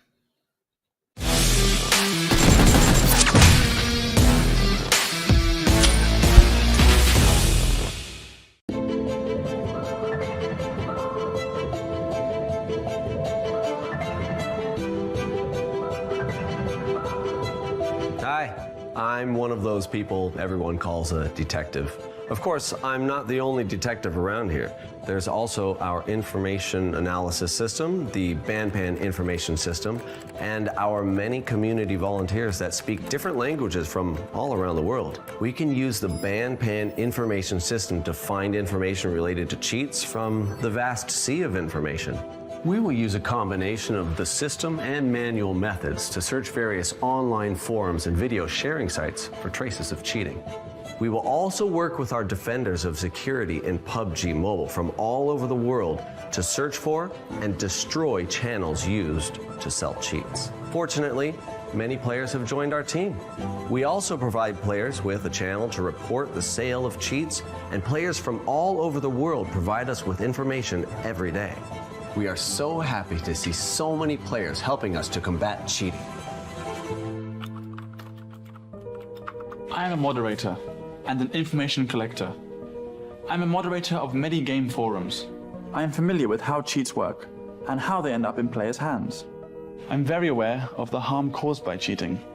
So I've decided to help combat cheating. Due to our efforts, the information of many cheats is no longer brazenly posted online. Instead, they are hidden very deeply and disguised as unrelated posts. But that's not enough for them to escape my eyes.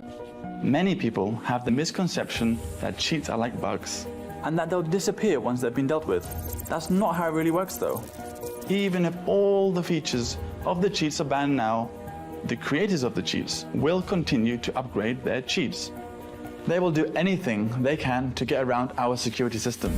That's why we combat the newest cheats from two different fronts. We work together from the inside and the outside to effectively cover all types of cheating and combat them quickly.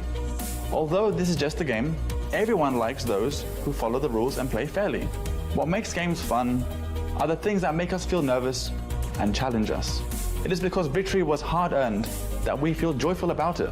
We make several copies of samples of cheats. One copy is submitted to the security team so we can study their operating logic and enrich our AI identification strategy to update our defense system against new cheats in a timely manner. Another copy will be kept as proof to punish the people who develop the cheats. The moderator just sent over a sample of a new cheat, and I want you to take a look at it. Let me see. We've never seen this cheat before. It has a special way of attacking. We just analyzed it and identified some of its characteristics. I think we can use this cheat's behavior to improve our coverage of other cheats. I understand how it works now. This sample is very helpful to us. We can use this to develop more targeted countermeasures. And by learning how it functions, we can greatly improve our sample database. Okay, let's get to work. Yeah.